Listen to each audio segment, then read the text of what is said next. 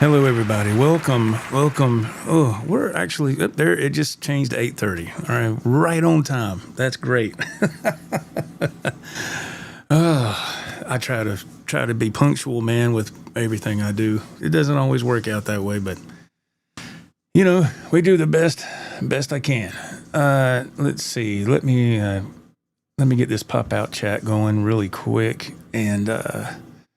Yeah, thank y'all for being here. I have to say right up front that I am very grateful for the amount of people that showed up last night for the live jam and the birthday celebration and music and all that. My goodness, man, I was blown away at how many people showed up to participate and just showed a lot of love, man. And a big hand for y'all. That was awesome. So thank you again to Ecater, great subscriber, supporter of the channel. He gifted, I don't know how many memberships. He just, he just shot them out there. And I was like, oh my gosh, man. So that was super nice of Ecater to do that. So it's nice to have good, kind-hearted people in this community, man. It's really, and I've been going at this for a long time, and the community is just now getting to a decent amount in my eyes, and it's taken a long time because if you're new here or whatever, this is a very rare occasion, me going live through the week like this. I'm on vacation this week. That's why this is happening. Otherwise, you wouldn't see me. Some people would be like, that's a good thing. I don't need to see you all the time. But, so I was very, very grateful to be able to have a good community of people. And my biggest thing, man, I've always said it doesn't cost you a dime to be kind. It doesn't. Does that mean you have to get along with everybody? No, that's, of course, we all don't get along with everybody, but, still, for the most part, being kind is the most important thing. And I don't think there's enough of that in the world. Of course, there's none, but if you ever notice, social media focuses on the negative, and I try not to do that here. I try to have a good time, play some music. I'm just now starting to make some videos with AI about Ralph, a friend of mine, Ricky, and myself, and I titled this little mini-series called the Gen X Dad Band. And what's funny is Ricky is the one that's wearing the shades, and if you see any of the shorts lately that I put out, that's my friend Ricky. We used to work together. He used to work where I still work now. He was there for, I don't know, almost 7 years, and he's always drove trucks all his life. And I'd asked him if I could put his likeness in these little videos, and he said, yeah, sure. And he sent me a couple of pictures and all that. And so when he seen some of the final results, I called him the other day. I was heading to the store, and he was flipping out. And he goes, I cannot believe how that looks, how real it looks. And Ricky doesn't play a musical instrument at all. But in our little Gen X Dad Band world, he's the bass player. So I'm trying to do stuff like that just to have fun. And if you have an open mind, you'll enjoy what's going on with those. But let's check out the chat really quick and see who's shown up, as Ralph says. Let's take roll or attendance really quick here. But and then we'll get to the meat and potatoes, right? All right, first up, it's Electric Gypsy Blues in the house. What's going on, man? Good to see you. I'm here for it, Joe. Thank you, man. Electric Gypsy says that was fantastic show last night. Thank you, man. I did my yard work today, my wife and I both, and it's been so dry here. I don't know how it is where y'all live, but here it's been so dry. We've been in a severe drought. So you're cutting the grass and just dust and dirt flying everywhere, and I have a black vehicle. And I just washed it yesterday. So I had to cut the yard. I said, oh, man. So I tried my best not to get nothing toward it, where the lawnmower's shooting with, but it don't matter. The wind's blowing. So I get out there and I clean it again. And right when I get finished cleaning it, the neighbor gets his lawnmower out and cuts his yard, and all that stuff comes over here. I was like, man, so I went out there a little while ago and touched it up again. It's because it's so dry. It's crazy how that happens. I'll never get another black vehicle again. I can tell you that. Clemson alum, awesome. I'll be watching. Thank you, man. Brother Ted Fair in the house. I'm here for the guitar unboxing, but staying for the kick-ass live music. Oh, Lord. There he is, a cater. Hey, man, he says, there ain't nothing like a dream guitar. Yes, and this has been on my list for a long time. I always thought to myself, there's no way I can get this. There's no way. It's out of my zone of, what I would want to spend. And for whatever reason, man, I was like, you know what, F it. And which is not a good way to be with this stuff, because I've done that a lot in the past and it's got me in trouble. Rod, hello, Rod. How are you doing, man? Oh, down the street, Dylan. How you doing, my friend? It's good to see you. Billy Ray, 5150. Man, my phone is blowing up. Why do people send messages when I go live? They must not be watching. I'm not kidding. When I go live, I'll be live for like 3 minutes and my phone just starts blowing up. And I'm like, oh, well, I have to get back to you later. Is that Flip C Neil? Am I saying that right? Hey man, how you doing? It's hard to make out the name. I'm going to say Flip, I guess. I'm sorry if I'm getting it wrong, my friend. Hey, Scott Hawk. Nice to see you, man. How are you doing? Good to see you. MPL in the house. Thank y'all, man. Thank y'all for being here. Wow, I was not expecting this at all. Mr. Curtis is in the house. Hey, Mr. Curtis. Looking forward to seeing this unboxing, especially after seeing the thumbnail. Yeah, I had to put a thumbnail out there with it, and Okay, JV's Hangout. There he is. How are you doing? Headstock Harem, man. I haven't seen you in a while. I hope you're doing good. Hey Joe, I'm a Gen X dad myself. All right, I think a lot of us are here, which is fantastic. Ralph, there he is, the German butcher himself. Dude, check your WhatsApp. You might have already checked it by now, but check your WhatsApp, man. You want to be blown away. Searching for Tone. Hello, good evening. Good evening, my friend. How are you doing? Good to see you.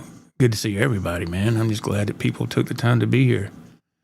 Cameron Hart. Hey, man, I'm loving all these lives this week. Well, I'm glad to hear somebody say that. It's very nice. Blue Sky Guitar. What's up, Joe? Hello. How are you, man? Thank you for being here. Appreciate that very much.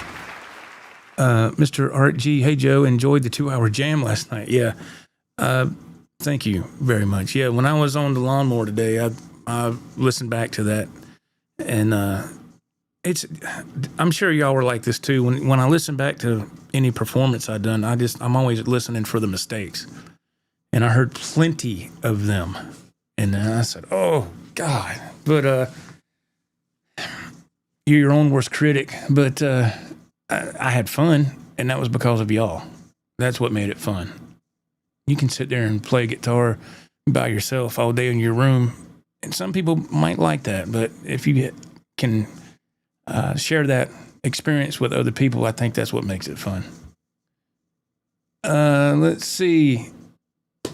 E. Roski, so happy to catch a live show. I'm probably messing your name up. I'm sorry. Some people have to type it in the chat the way it's supposed to be, because a lot of people, they put their name first and last name or nickname, they put it all together, and I'm always messing it up. So I'm sorry Eroski. Let me know if that's wrong, man, and I'll get it right. I'll try to type out what it should be for my little small pea brain to figure it out. Greasy Monkey Guitars, he goes, hello, everyone. Howdy, everyone. Howdy, sir.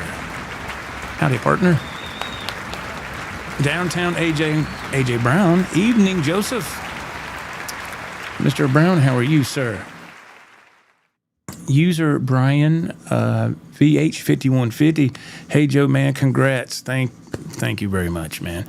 It got here very quick. It was here very quick. I had an email earlier from my rep, and he's like, hey, man, I appreciate the order. You should be there Wednesday. And I thought, that sucker's here already. So whoever had done that I paid extra so it would be here by Wednesday, but they hooked me up, man, and put that like overnight. And I was like, that's what I'm talking about. Ethan Carter. Hello. Good evening, y'all. I'm back. I'm on vacation. Yes, sir. Isn't that just a wonderful feeling? Oh, Ralph, you did. You saw it. Okay. Isn't that crazy, man? That's just one little snippet. I can't spill the beans on what I'm talking about. He knows. I have to keep that under wraps, but okay. All right. Yes, call me Eric. Okay. Thank you very much, sir. Eric. Okay. Thank you for clarifying that, because the last thing I want to do is butcher somebody's name, because I just, thank you there. I appreciate that, Eric. NPL says the Marshall sounded killer. Thank you very much, man. Yes, I was very, very pleased with the way the Marshall came through. And, yes, I was very, very, very, very satisfied with that. Art G says that passion, not perfection. You play with passion, and it shows through. It's all about having fun. Wow, thank you so much. That is very kind. Thank you. Eric says he is a Gen X dad himself. All right. Awesome, man. Mr. Dave Orkin is here. What's up, Brother Dave? How you doing, man? Good to see you. Thank you for taking the time to sit in here, man. Hey, Cater, Marshalls are amazing for classic rock. Yeah, I'm finding that out. And like I said, this Marshall, I'm using a different, I got to get on my other camera, but this is the first one. It's a Marshall DSL 100H. And wow, it's, if you didn't tune in last night, man, if you get a chance, go back and check some of that out. I put chapters in the description of when every song starts, a timestamp of every song. And I never counted the songs, so I don't know how many songs that I played. I do know one thing. I played almost every song I had on this Rodecaster Pro 2. And I said, oh, dude, oh, man. I think there's maybe 2, 3 max that I didn't play. So I played everything. And I'm like, well, I'm going to have to swap some stuff out, or I got to learn some other songs, because I got to. You don't want to hear the same song, but that's very rare that I get on here and just flat out play for 2 hours straight. It's far and few between, but yeah, I played almost every song on here, and I was like, what am I going to do when I want to play next time? Well, we got to get back in the woodshed and get busy practicing some other tunes. Let's see here. We got a couple people still coming in here. Mr. AJ Brown, Downtown AJ Brown. Yes, best tone I've ever heard on your channel. It sounded huge. Wow. Thank you, sir. That is very nice. That is very, very kind. Thank you. Herb at the Fireside Studio. What's up, my friend? He goes, hey, Joe, what do you know? We're going to get on this unboxing, sir, here in just a second. And I have not done anything with the package. I have not. You can see there's a slit in the top where the tape, it goes like halfway across and then it stops. So I don't know if somebody put their hands on it and just kind of made it tear the packing tape a little, but I haven't done nothing. It's been sitting right there. You see, whoops, see right there, Fragile. I have not done anything. I've been outside all day working, and then we got in and we got cleaned up and we ate dinner and watched a movie, and I've been working on some more of a new episode for Gen X Dead Band, and that is very time consuming. And then I said, oh, it's 8:00. I need to get my butt back here and get ready. But yes, Mr. Dave Orkin says, I've owned Randalls, Ampegs, and Kitty Hawk amps, never a Marshall. Yeah, I was late to the game with owning a Marshall myself, man. And I'm glad I did it. I'm very glad. Very glad. I don't know why I waited so long. Mr. Lance says, afternoon, Joe and family. Hello. How are you doing, sir? Good to see you. There's Chick Mac right there. Chick Mac. What is going on, man? Good evening, Joe. Good evening, my friend. He sent me a couple of messages earlier today. Chick Mac, really cool, nice guy. Very nice. Headstock Harem, the wood shred. Yeah, instead of the woodshed, the wood shred. There you go. That's awesome. Let's see. AJ Brown, I told Ralph he clearly had extra cake tonight. You were moving and grooving. Thanks, man. Herbert, the Fireside Studio, new amp, new guitar equals no, man. Luckily, I don't have to worry about that. And the reason that what is the saving grace for that, I will tell you, is I use Phil's what is his quote, if you will. Something comes in, something's got to go out for the most part, and I never used to do that. That's why I got so much stuff now. I was like, I just keep buying, and it just started building up, and I'm like, yeah, this ain't gonna work, you know. So Phil's philosophy, how about that? Is that right? So that's what's been the saving grace for me. So I would sell some stuff and get the money, and then buy what I wanted.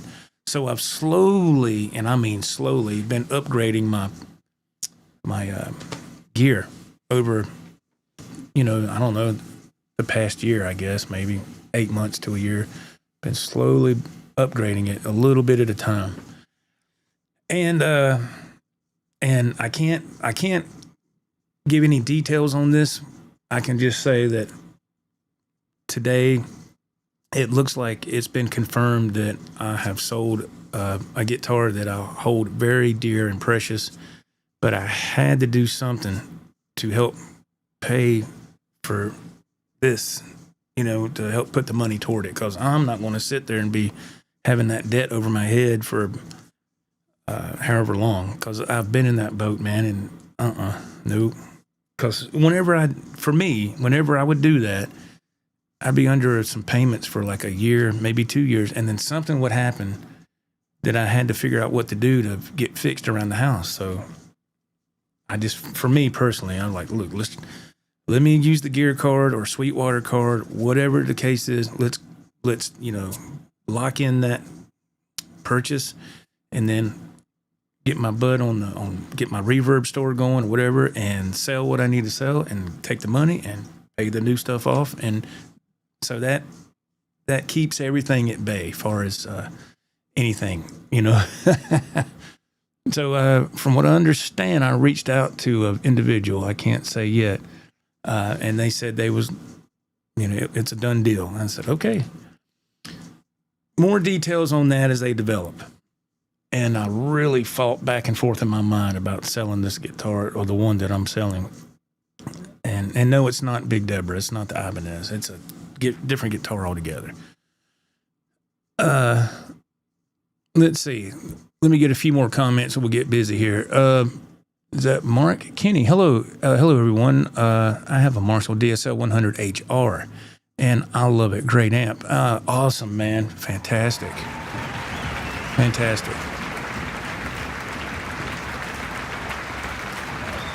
Ethan Carter, I've been jamming to SRVs. I'm leaving. Commit a crime. Oh, nice. Nice, man. Ecator, he says it feels good to sell some gear and try some new stuff out. Over time, you wind up with things you you can't get rid of. Yes, yeah. It's and that, I've put myself in that hole, man. If you want to call it that, I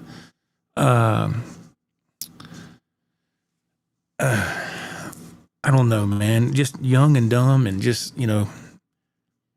I've always been bad, like going to Guitar Center or anywhere, but mainly Guitar Center, and having like $300 in your pocket, and you're like, okay, let's see, what can I get? Well, your choices are going to be limited right off the bat.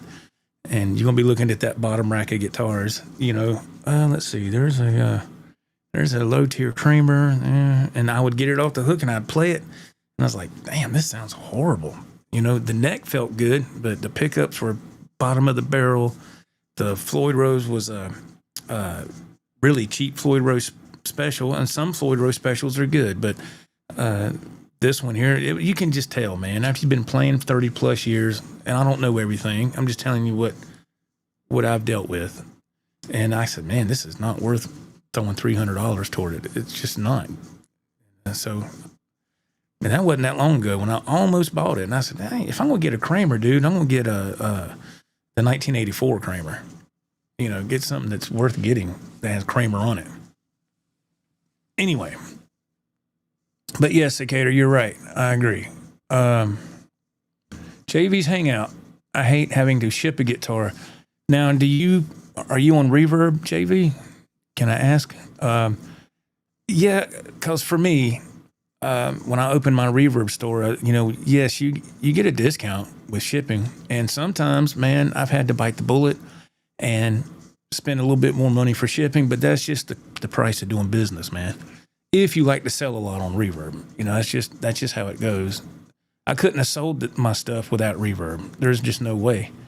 Reverb has such a huge reach, and so I always set a flat rate for my shipping, and it's $50, $50 flat, and of course depends on where it's going. And there's times I've had to pay $75.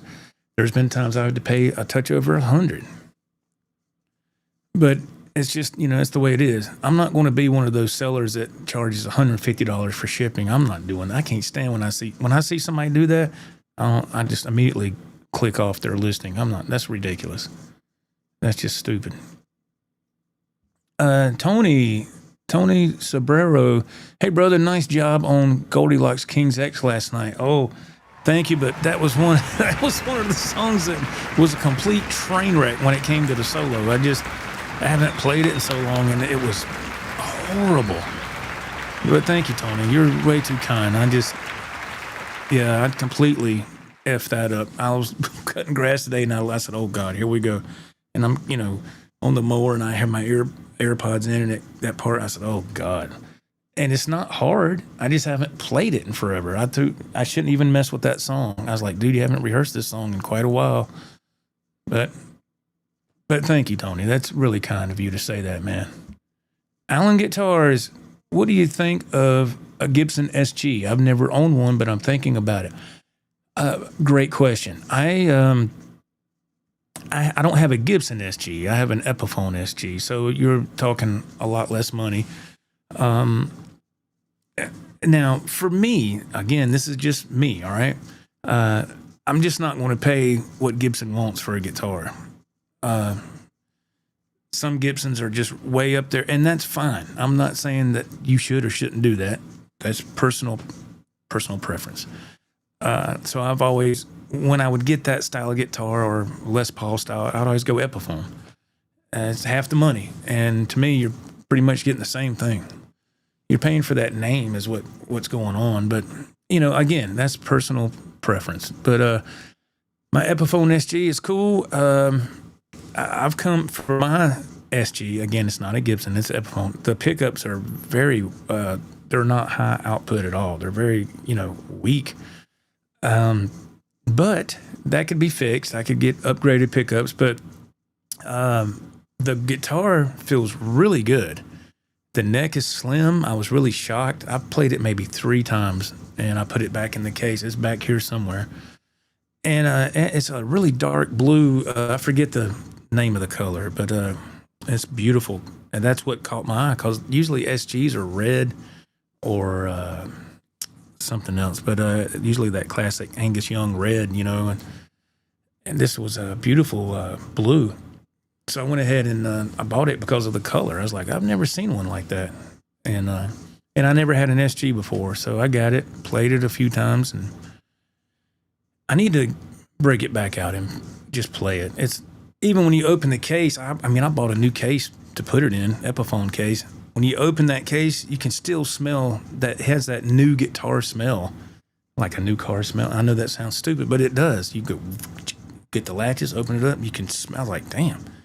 It's like it just, came out of the factory or something. It's so. But what do I think about them? I think they're cool. Yeah. Especially with classic rock, I see a lot of slide players playing SGs. Chick Mac, yeah, I'm glad I finally sold that Schecter guitar. Needed some more gear funds. Yes, man, that's a smart move. That is a smart move. Bill Frank, good evening from Detroit Rock City. What's going on, Mr. Frank? How are you doing? AB Normal. Hey, Joe and everyone. Hey, AB, nice to see you, man. Very kind. Everybody's popping in. That is just really cool. Scotty Get Right. What's up? Is that right? Scotty Get Right? Is that correct? Yes. Yeah, that's the thing about owning a house. It never stops needing you and your money. That is very true. Eventually, it's going to, that's right. You might be okay for a little bit, but eventually, yeah, you have to spend some money. And so, yeah, that's why I don't want to get underneath a lot of musical debt, man. Been there and done that. And I don't want to deal with that no more. JV's Hangout. I sold a guitar one time on Reverb. Just buying the box, etc., was a great experience, but just scared the guitar won't make it in one piece. Oh, man, you can't be like that. What I did is I would buy my boxes. This is just me. At one time, Reverb had a 3-pack of guitar shipping boxes it was like $60 or something, maybe $50 or $60. This was last year sometime, probably about over a year ago. And bought them. Got them here, and I put them in the back. So whenever I decided to sell, I already had at least 3 boxes. And I went back to that seller about 3 weeks later, and they didn't, I guess they're gone, or they just don't want to restock. But so my fallback plan was, where can you get guitar shipping boxes without breaking the bank? Yes, you can go to a Guitar Center, or you can go to a music store and ask them for boxes. For me, I don't have that kind of time to drive around all over town looking for, I don't have the time. I'm too busy with my job. So I looked it up, and U-Haul was the first thing that popped up on Google. So I checked with U-Haul. I even downloaded their app on my phone, and I ordered 3 guitar boxes, and it was about $60. So that's roughly, $20 a box. And when they got them, they have them flattened out and they're shrink wrapped. I still have them in the bag, and they are great boxes. Get you some good, strong, clear packing tape. Get you some bubble wrap, and packing paper and all that. And just take your time and do it. You'll be fine. You'll be fine. And yeah, you got to start somewhere. But when you start, just start it like that, man. You'll be good. And that's why you get the buyer protection. If something happens, both of y'all are covered. It's worth an extra $12 to do that. It's just my opinion. Headstock Karam, I've sold quite a bit on my Reverb store. Nothing listed at the moment, though. Yeah, I don't have nothing right now, but I'm going to be putting that Ibanez RG550 up there in the very near future, maybe the next day or two.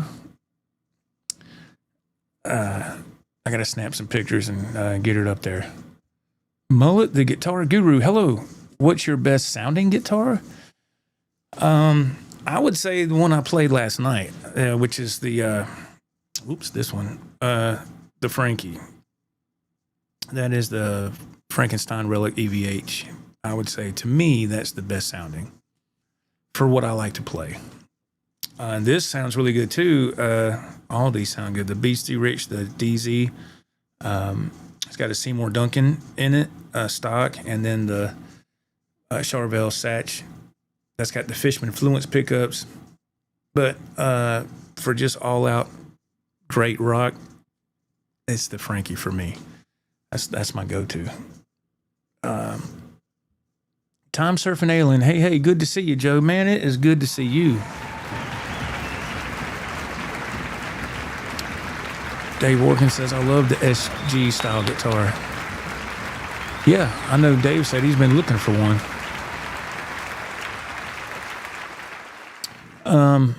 It says that I usually put $40 to $50 freight on a guitar on Reverb. This is from Chick Mac.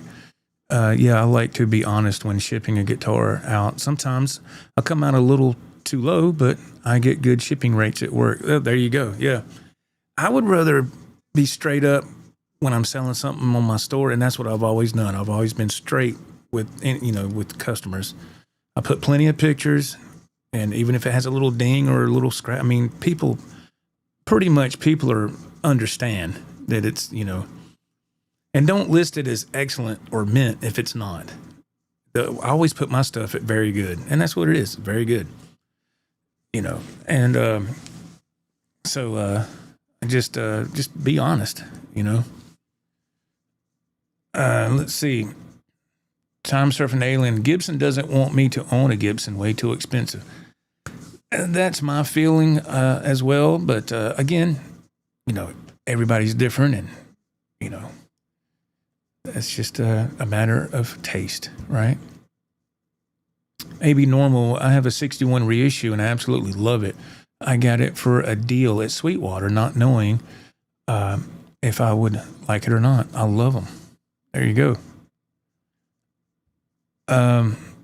Hey, Brian, that's the smell of the nitro. Yeah, with the new guitar. Oh, yeah, okay. Yeah, I didn't know what it was. I just know, I was like, wow, it still smells like they got that new smell. That's cool, man. Yeah, that's cool. Let's see here. AB Normal says, selling my USA Jim Root Jazzmaster to get another SG. There you go. There you go. New old stock smell. Yeah. Yeah. Absolutely. Kerry Crouch. Hey, man, how are you doing? Good to see you, sir. Are we going to see a new? Yes. I'm getting ready to jump on it, man. I'm just trying to give everybody a fair shake on the chat here. Let's see. I modify regular boxes when I don't have a proper one. Time Surfing Alien. I've had to do that too. Yes, I've had to do that too. We'll get to these last couple and we'll get busy. Cater guitars are not too bad to ship. Tube amps are more painful. I can only imagine what it cost to ship an amp. When I got the 5150 Iconic, I had to pay. That was the head and the cab shipped to my house from Guitar Center.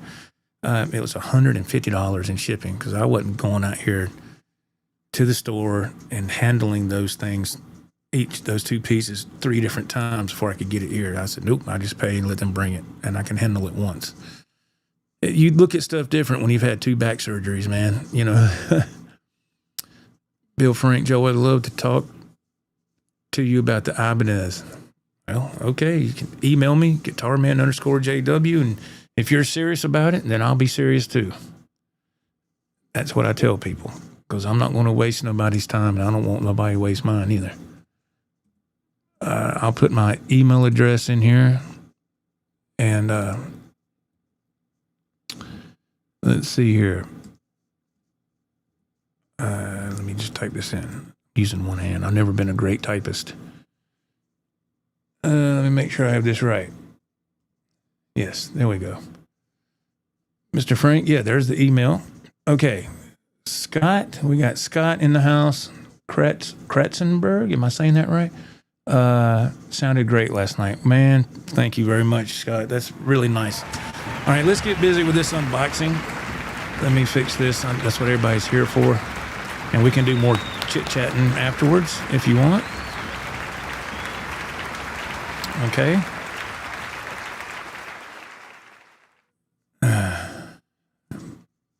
Yeah, that's exactly right. Raging Cane, keep the shipping box you get from a new guitar from Reverb. Done that plenty of times, yeah. If the box is in great shape, yeah, I've done that plenty of times, yeah. Absolutely. Just I've kept boxes for a long time. And then it got to where I wasn't selling any, so I had to get rid of a lot of boxes. Let me change cameras here. Let's see. Swap cameras, please. There we go. Let me get the chat back up so I can see what y'all were saying, because I'm one-man operation here. Okay. All right. So,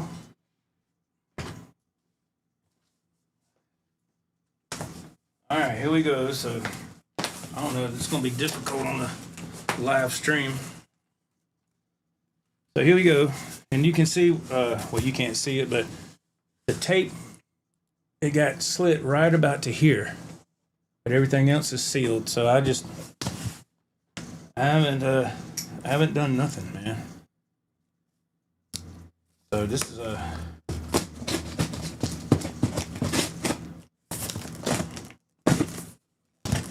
so I don't know what we're in for here. This is live in the moment. We're going to share this together, right? So back here. Sorry for all the. Okay, so they double boxed it. That's great. Oh wow. This is always usually flip it upside down, but well, there's a giveaway right there.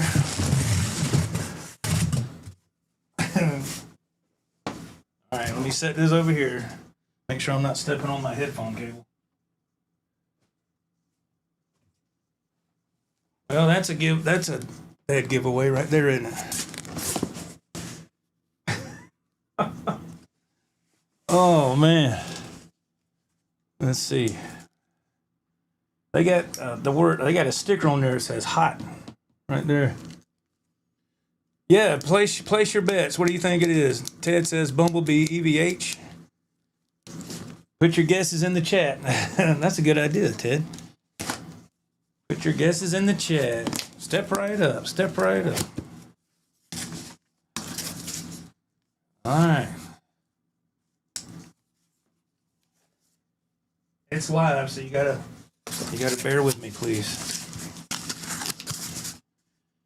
Is this the goodie bag here? Man, why did they do that? All right, let's see. Hang on. I think it is. Yep, that's the look. The whammy bar. See there?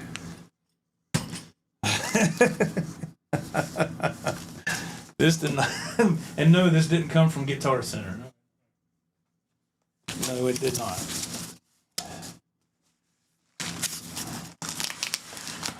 Look at that. Man.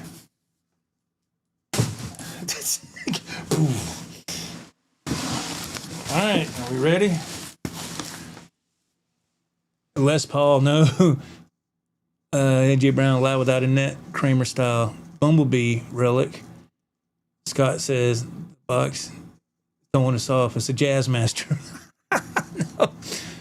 White and black, the rarest color, I believe. What's in the candy bag? Oh, I don't know. I don't see any. Which I don't care. I ain't worried about that. Not worried about no candy. Not right now, my friends. Woo! All right. What we got?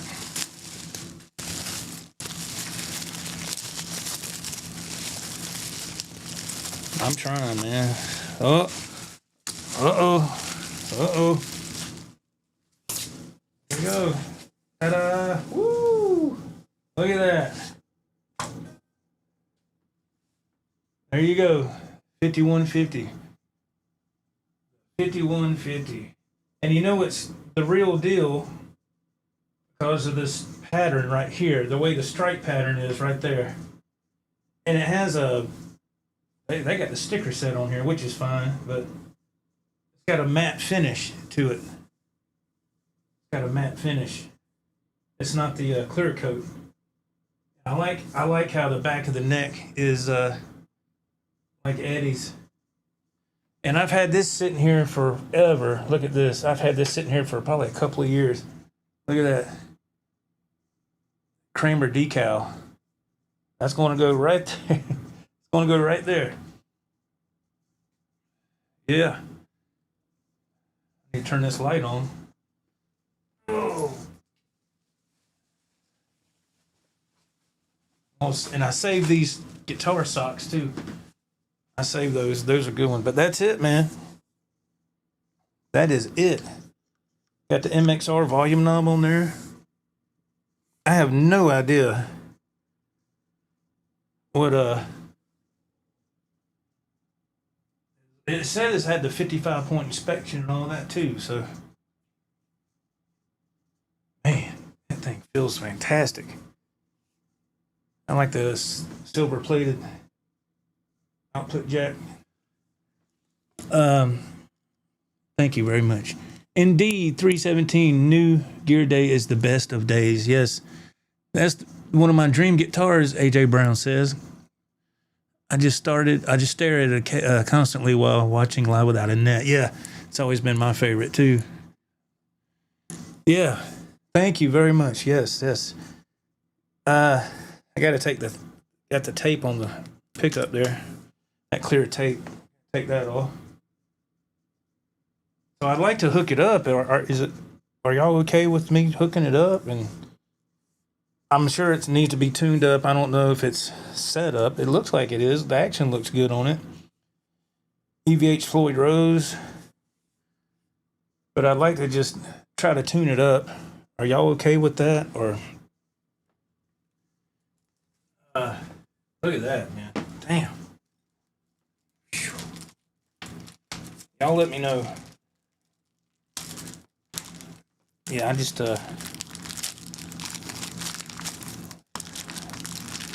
they put what is Gorilla Tape on here?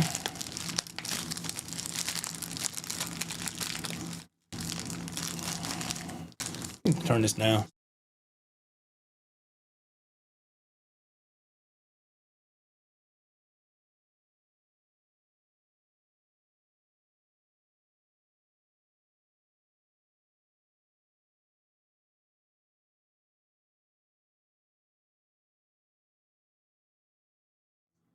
All right, sorry.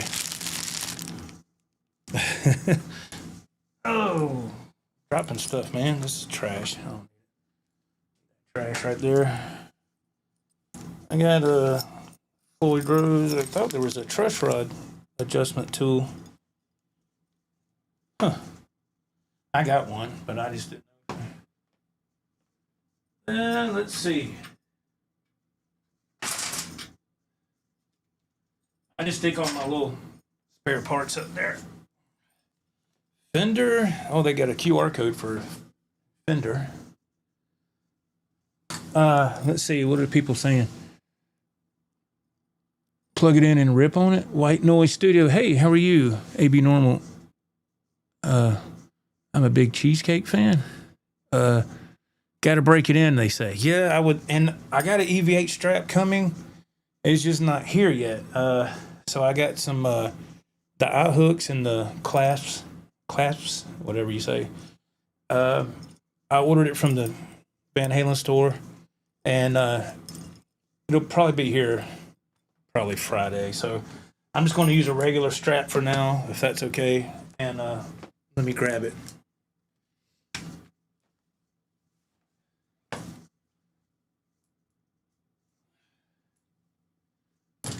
And all right, so we got to turn some stuff on here. So I got to turn on the Marshall. I got it on. I just got to turn on the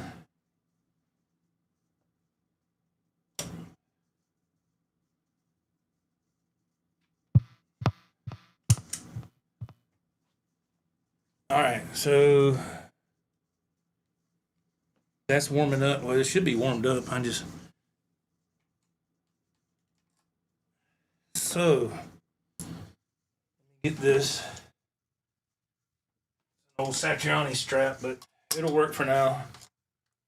until I get the new one in. Still kind of got that white and red and black to it, so it just feels kind of weird. I need to get some slack on there. It's a little bit too long. I don't like it being that long. Just a little bit. There we go.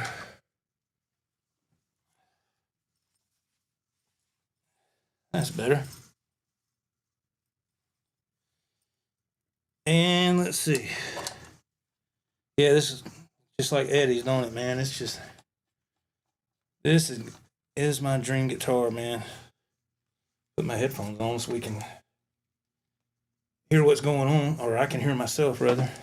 And you just can't do this unless you got the EVH pick, right? But, Mickey Settlemeyer, hello. Mullet the Guitar Guru, back-to-back comparison with the other EVH. Yeah, that's a great idea. I'm sure, I don't know if this is a different pickup. The only thing that got me was when they made these, if you look at pictures of Eddie's 5150, he has a piece of black paint right here going to the output jack. And I think it's over just a little bit more, but there's always a black line right there. They didn't do that on this. I thought that was kind of odd. But let me see, man. I don't know.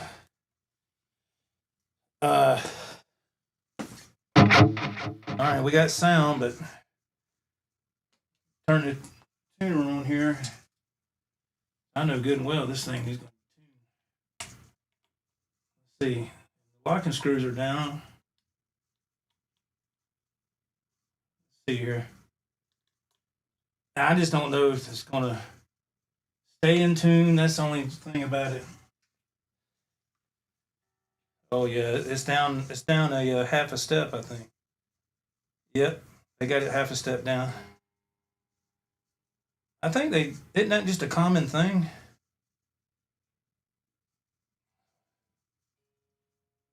Yeah, just take just a second.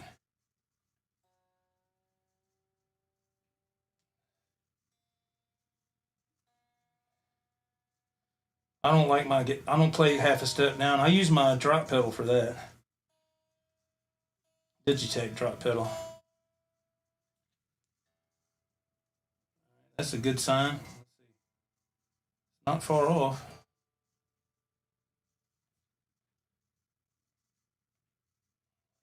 Might want to back off the tuners a little bit, huh? Have a little play so we can use that later, right? Sorry, I'm not trying to drag along. I'm just...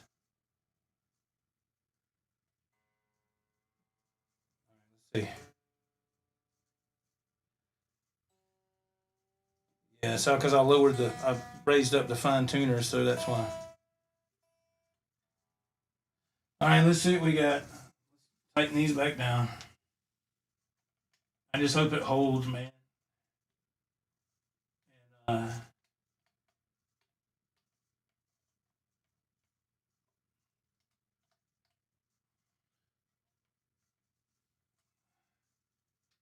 after you tighten that down, now you check it again.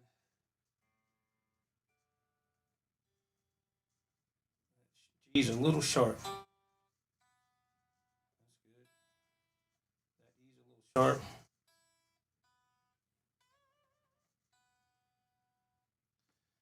All right.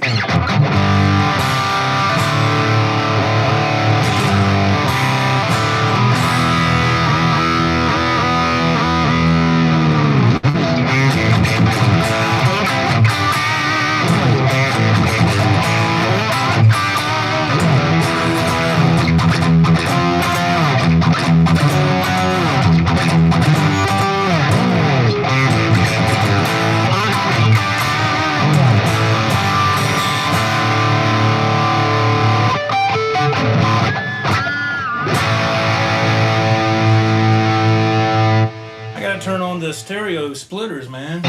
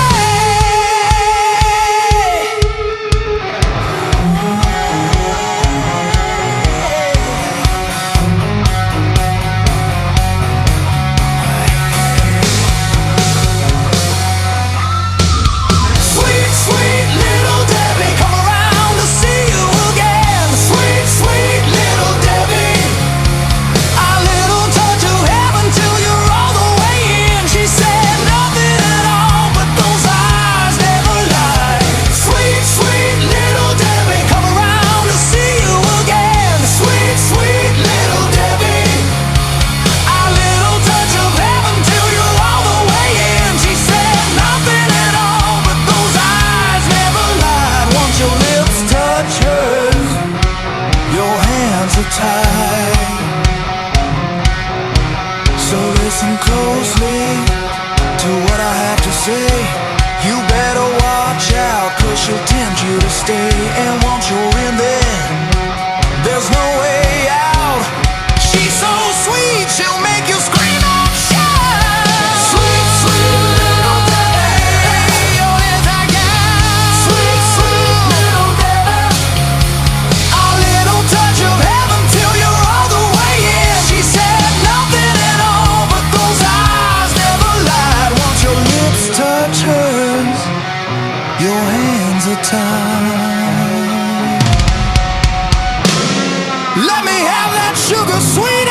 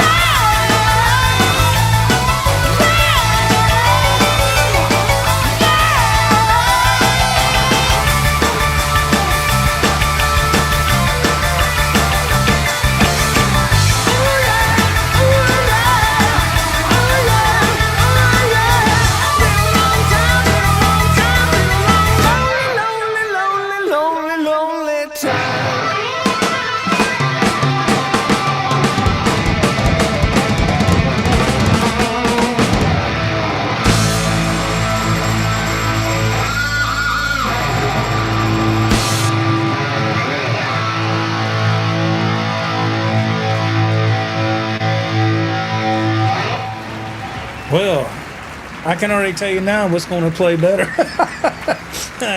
This here is going to play better than the Frankie, man. It has a different feel, so I can see why Eddie changed things up later during that time. But yeah, it's damn. I could do another damn thing tonight, but I don't want to play all the same songs again. Because people are like, dude, we heard that crap last night. But let's see. Donald Young, hello, man. Amazing playing awesome guitar. Yeah, I built me a 5150 Kramer with a locky body and turned out amazing. That's awesome, man. I never was the type to be able to build a guitar. I just I tried a couple of times, and it was the components were decent, but the paint job was horrible because I just don't have that skill set. I love the EVH cover. Rock on, Joe. Thank you, Mr. Frank. Thank you. Live scan Rankin. Hey, how you doing, man? Good to see you. Liquor Masterflex. It would be so sick to make an alternate music video of Little Debbie where all of us followers send a video of us playing a snippet of the song. A little homage to Joe and his supporters. That's awesome. That is a fantastic idea. That's great. Yeah, we can do that. Absolutely, we can do that. Thank you very much, Mr. Frank. That's, man, thank y'all so much. Y'all are way too kind. Dang. Look at y'all. Look at y'all. Billy Ray 5150. Hey, man, thank you. Damn. Y'all know how to make somebody feel absolutely on cloud nine. I'm telling you, you really do. Blue Sky guitar sounds great and looks like you're loving it. Yeah, man. Yes. Yeah, it's like a little kid at Christmas, man. I even got my Van Halen tie-dye shirt on. I don't even remember where I got this shirt. I don't know if somebody bought it for me or I did. It's been in the box. Jesus, I'm looking at that box. In the dresser drawer for so many years. Mike, hey Mike, he says that the songs would sound better on that guitar. Really? All right. I love the way you think, sir. Bill Frank, Joe, did you ever learn Judgment Day? No, I did not. No, I did not. Headstock Harem, Sweet X, thank you, man. Thank you.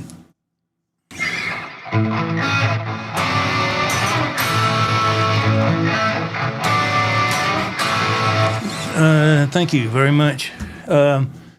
6 strings, you rock. Thank you, man. You rock. You rock. Yeah, Judgment Day is a great song. Yeah, I never tried it, man. Never tried it.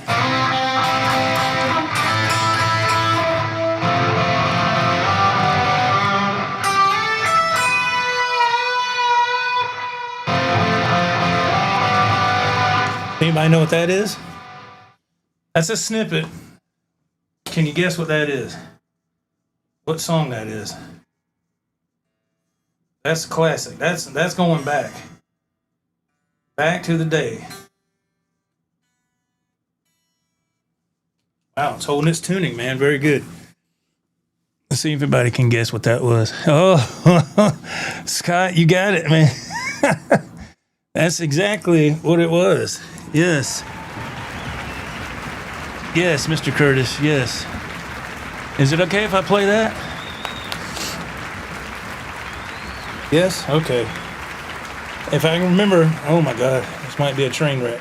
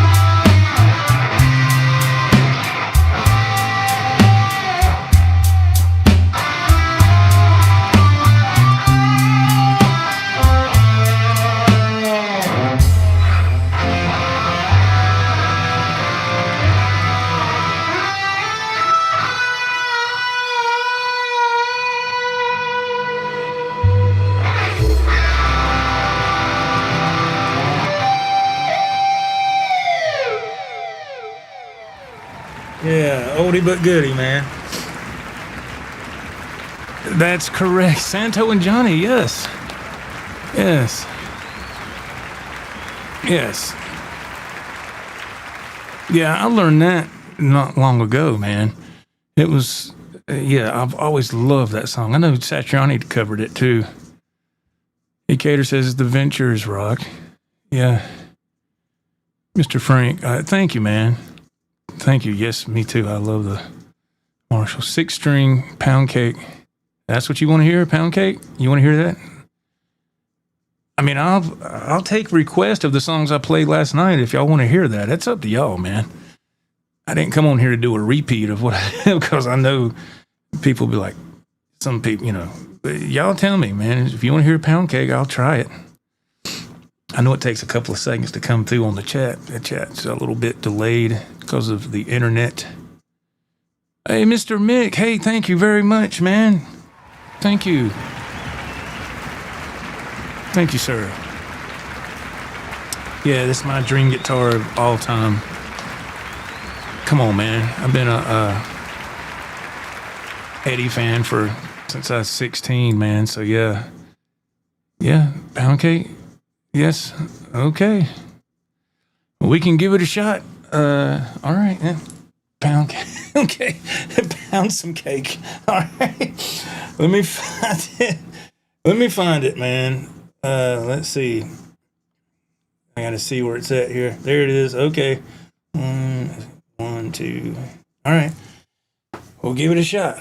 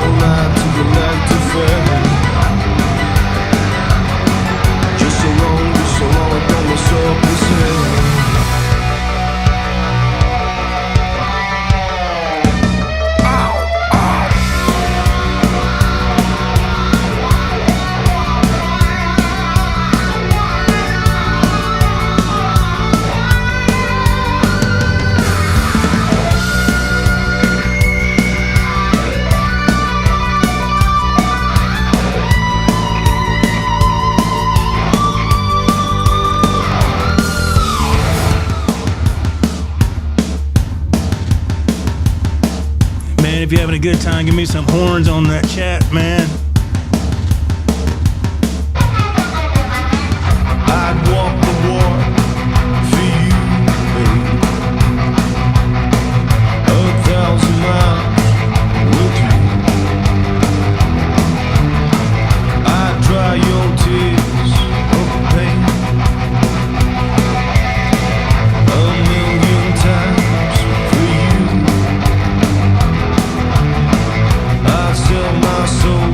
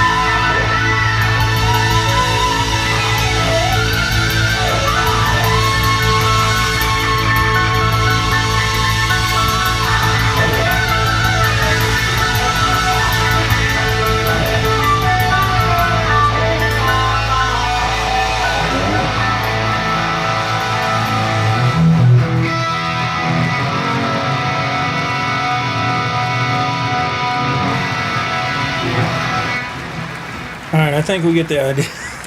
Sorry. Come on, man. It's new guitar day. Come on. Oh, gosh. Ooh, baby. Come on, man. Come to Papa, man. Okay, let me hang this up. Hang on just a second here. Oh, my gosh. Boy. That felt good. That felt incredible.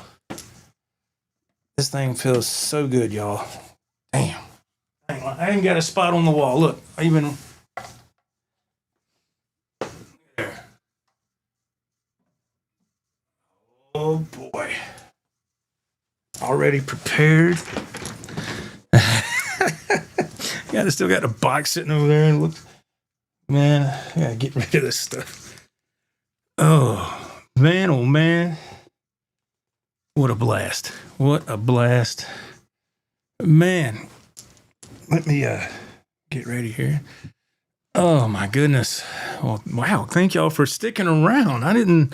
Wasn't expecting this at all. I figured, man, okay, I ain't want to jinx myself. Let me go back up a little bit. Just a little bit. Okay. Let's see. We got RJ Kane. Kane? Is that right? RJ? Is that Raising Kane? Hey, man, if that's you, I don't know. Or no, that's Raising Kane, somebody else in here. I'm getting you confused. RJ Kane. I guess I'm saying it right. I'm sorry. Someone's got a... Well, I don't know what that... I'm not sure what that is. Let's see. RJ Kane says, this is the jam. Thank you, man. That's very kind. Thank you very much. Centrix himself, hey, man. Look at the fingertips now, man. They're all dark. I don't know why my hands are shaking. Damn. You ever do that with a new guitar? That stuff rubs off from the factory. Kind of that black, whatever it is.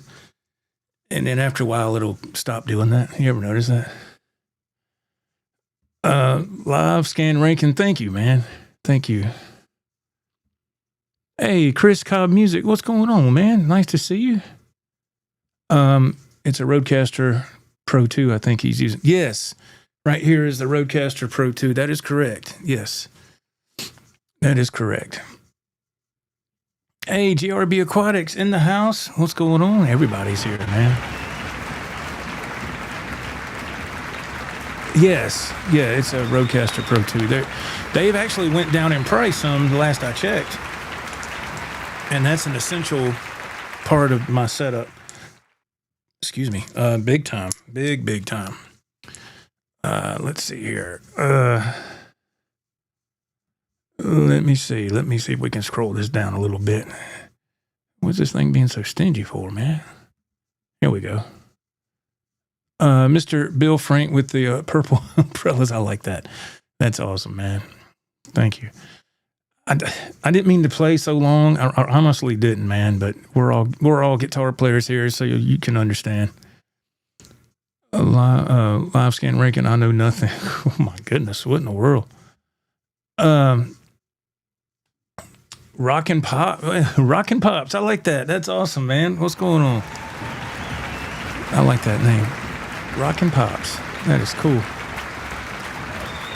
Cameron Hart. Hey, man. How you doing? I think the guitar sounds great. Thank you very much, man. That is very kind. Thank you. I really appreciate that. Let me scroll this up. Robert, is that Epting? I could be getting that wrong. Thank you very much, man, for the horns and the kind words. Thank you, man. That's very kind. Thank you. Mr. Frank, Wayne's World reference there. Come on now. Just having a good time, that's all. Thank you, though. Decatur, sounds awesome. Great guitar. Thank you very much. Yes, it feels so good. Man, that guitar feels good. Y'all saw it here first, live. I mean, it's I was nervous, man. So I was like, God, what if something's wrong with it when you get it out of the box, or if something's missing, or if it doesn't stay in tune, or just so many things can go awry. And thank Miss Sweetwater did me right, man. Shout out to my rep, Paul Eckerd, man. Oh, my gosh. He always takes care of me. Mr. Rex McGee, hello, sir. Hey, Joe, that guitar is awesome and so beautiful, and your rig sounds absolutely excellent. I'm so glad I chimed in. I am too, sir. I'm glad everybody chimed in. The price tag is knocking on the door, $2,000. Yeah. That's why it's a dream guitar, man. Yeah, it's right there at the $2,000 mark with tax and shipping. So yeah, it's $2,000, yeah, roughly. But that's why I'm just selling some stuff, man, to cover that, and then I'll be back in the clear, right? Thank you, Centrix himself. Thank you very much. Yes, what mixer? This is a Rodecaster Pro 2. Yes, it's especially made for podcasting. Yes.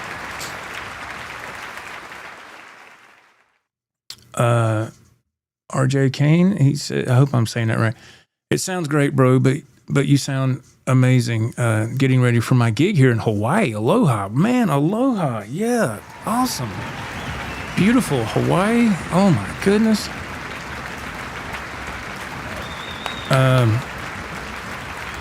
Ted Fair, Joe's been woodshed and eruption. Man, that sucked. That sucked. I haven't tried it in about a week, and I sit in here, and it's not even where it's supposed to be, man. You want to see somebody do it spot on? Watch the Weasel Zappa, man. And I was, yeah, that was horrible. I got a couple of notes, but the rest of it was just complete junk. But thank you, Ted. It was, it needs a lot of work, man. It's just hard. That's a hard piece of music for me to even accomplish or attempt. But thank you, Ted. That's really nice, man.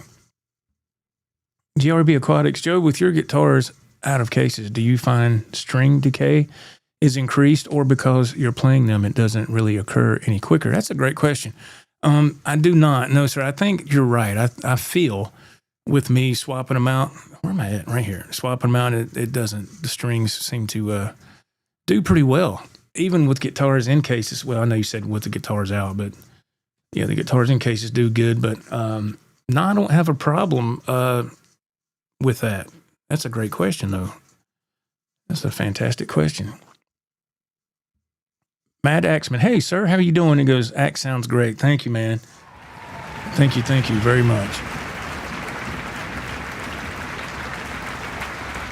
Scott from South Carolina, you found the Holy Grail. Now you can sell the rest. He's right. He's exactly right. The Frankie was my Holy Grail, and then the 5150 would be my number two. It's both of them are tied for first place, if that's all right, if I can do that. Yes. Mr. Mick, you had to put the guitar through its paces. Yes, that's what I wanted to do here with y'all, and just to show you that the guitar is amazing. And I mean, it's set up great. It was tuned half a step down, as you saw. I got it tuned up, and it held up. I was like, whew, man. So yeah, thank the Lord. Centrix himself, yeah, that Rodecaster is amazing. Now I want one. Yeah, 520 on Toman, 730 when order from Rode. Yeah. You can get it to somebody else. Yes. Yeah, and there's plenty of videos on YouTube on how to set it up where you can get it. You can take two tracks and combine them into one track. And you can make that stereo. So once you learn that, and you put two cables, one left, one right here, for your coming out your stereo rig, man, you put your headphones on, you'll be blown away. You hear what I'm hearing already, but you'll get that same result. You just got to look at the videos on YouTube. That's what I did, and I stayed in here and messed with it for a good couple of days, and finally got it dialed into what I like. But everybody's different. Is that Mark Kinney? Guitar sounds great in that Marshall as well. Rock on. Thank you, sir. Man, y'all were just,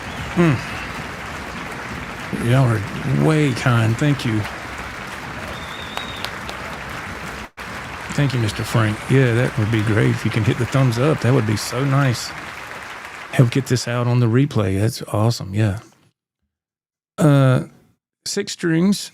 How often can you unbox a guitar and play it right away? I usually have to set them up, action too high, and so on. Yes. Oh, yeah. I've dealt with that plenty of times. Yeah, that's what I was really nervous about when I said, man, do I want to do this live? Because that's exactly what went through my head, 6 string. I said, man, what if the action's high? I mean, you just never know.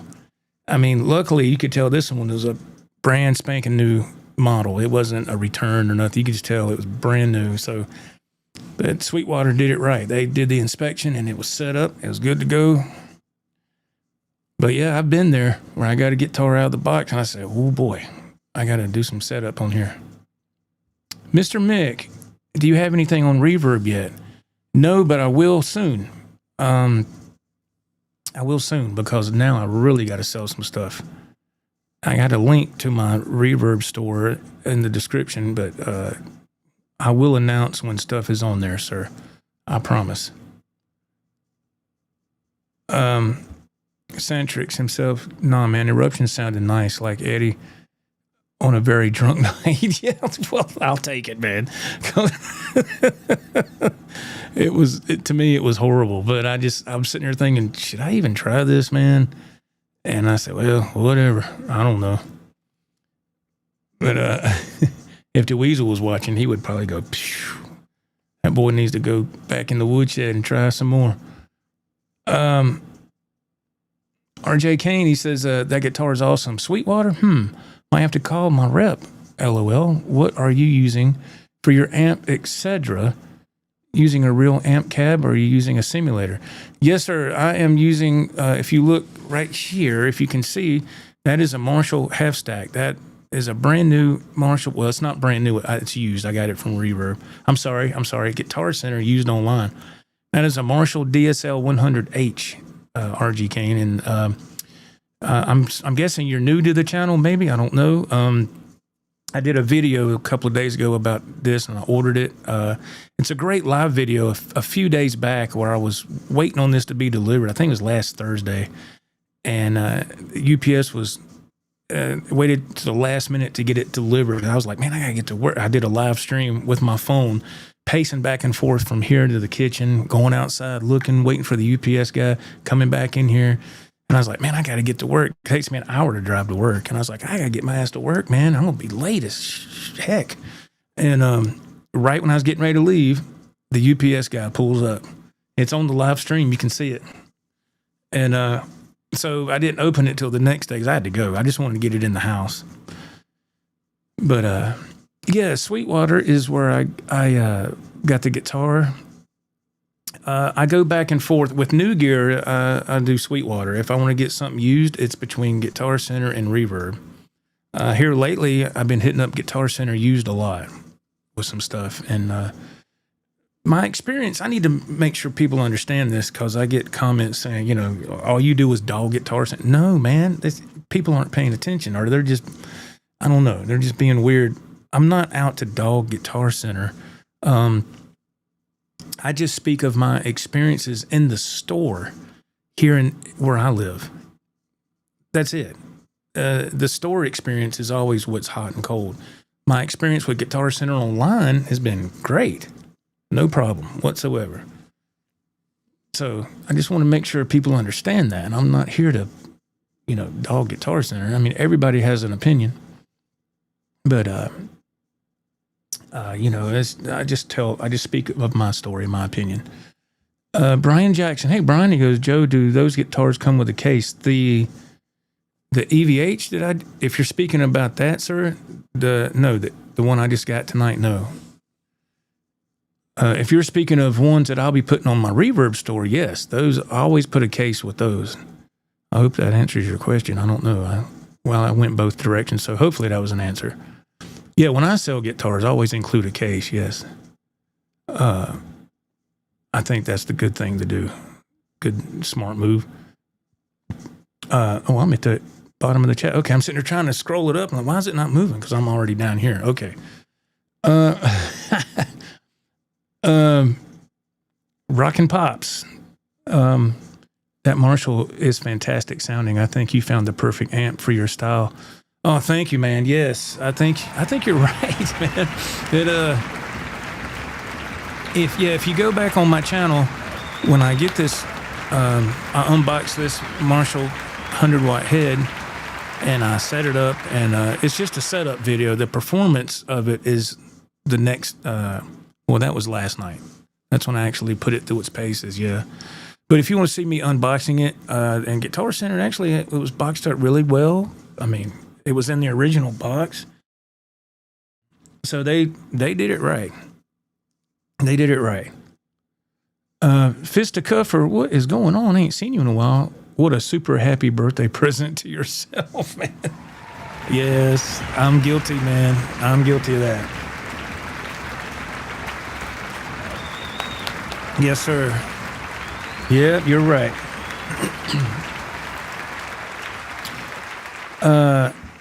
RJ Kane says, yeah, I'm pretty new. I've watched some videos here and there. I'm on here more now because I'm starting to post more of my own videos and getting a little bit more serious with it. Love your content. Well, thank you. Thank you very much, sir. Thank you. Yeah, I was just saying, you know, if you would like to see the unboxing of this, it's a couple of videos back. It's not far at all. It's a pretty recent video, but yeah. So I'm on vacation the next couple of days, so I'm trying to really pump out content here on the channel. I'm trying to do something, you know, build up something. It's hard to get momentum going on the channel when the way I work for my job. It's impossible, man. So the channel suffers.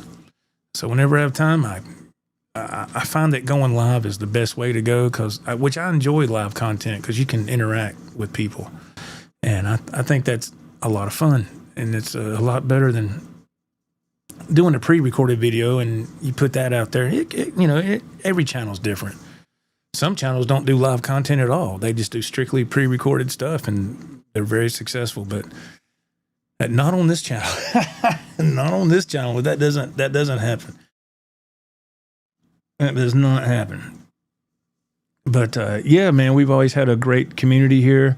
We've got what I call some OGs that have been here for a long time, that have stuck around, and they continue to come back. And we have some channel members as well. And you never know, man. A cater, I call him the Santa Claus of channel memberships, because whenever he gets an urge to spit out some memberships to people, he'll do it. And not that I'm a caterer. I'm not saying that's what you need to do all the time. I'm just saying I've seen him do it a couple of times. Anybody can do it. Anybody wants to gift a membership to somebody, they can do it. And so you never know. I mean, I try to do member content from time to time, and the member content is more like a vlog type content. It's more personal about me, you know, what's going on in my life or whatever, you know, nothing crazy, you know. But yeah, I try to keep it all within the guitar realm, if you will. But yeah, it's a lot of fun. Let's see. There's right there, Mr. Ted Fair's been here for years, man. He's been a faithful subscriber and supporter. Thank you, Brother Ted. He goes, hey, Joe, did I miss the conversation in the chat regarding your guitars you were selling on Reverb? Oh, no, sir. No, not really. I didn't say a lot about it. I have to go through my inventory, if you will. There's going to be a bunch. Anything from, I don't know, man, mid-tier, nothing real high tier. So it depends on what people are looking for. And then, you know, and I try to be fair with the prices, but I can't put nothing where I'm not making any money, you know. So it's just business, you know. But I do have to go through some stuff and pick out what needs to go, because I need to get rid of a couple, at least 2 or 3, you know. And that was all I'd said, though, Ted. I really didn't get into no deep conversation about it. But let's see. Jam Pro Sound. Hello again from Boise. It's not my birthday, but if the universe wants to knock on my door and deliver a reverse taper lefty short shaft 500K push pull pot, that wouldn't suck. Hey, man. All right. That's nice. Mr. Bill Frank, Joe, did you go to the music studio? No, sir, that's Thursday. That's Thursday. What is today? Monday? Man, let me look at my phone. What am I asking for? Yeah, it's Monday. So tomorrow, Tuesday. So yeah, Thursday. Thank God. It's like, man, this vacation's flying by, man.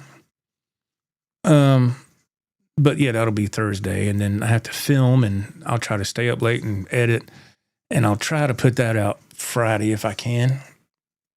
And then Friday, Ralph and I are going to, it's called the Guitar Shop, going to their grand opening and film there. That's going to be a big deal. We're really excited. Rodecaster, I like that name. What's up, man? He says, awesome. Now I know what songs I need to work on. Oh, Lord. Hey, man, it's all about having fun, right? It's all about having fun and playing what you enjoy. Oops. Let's see. What did this happen? Okay. RJ Kane says, I'm a neural DSP and head rush artist, so I've been using a lot of those, but I gotta love live amps and cabs. Just feel and pushing the air, nothing like. You know what? I agree 100%. And I was also a head rush. I wasn't an artist, but I was a head rush user. I had when the Head Rush Prime came out a couple years ago, I had one of those, and it was great. I just couldn't vibe with the modelers anymore or effects processors. Now, if you're doing shows a lot, absolutely the effects processors or modelers, whatever, are the way to go.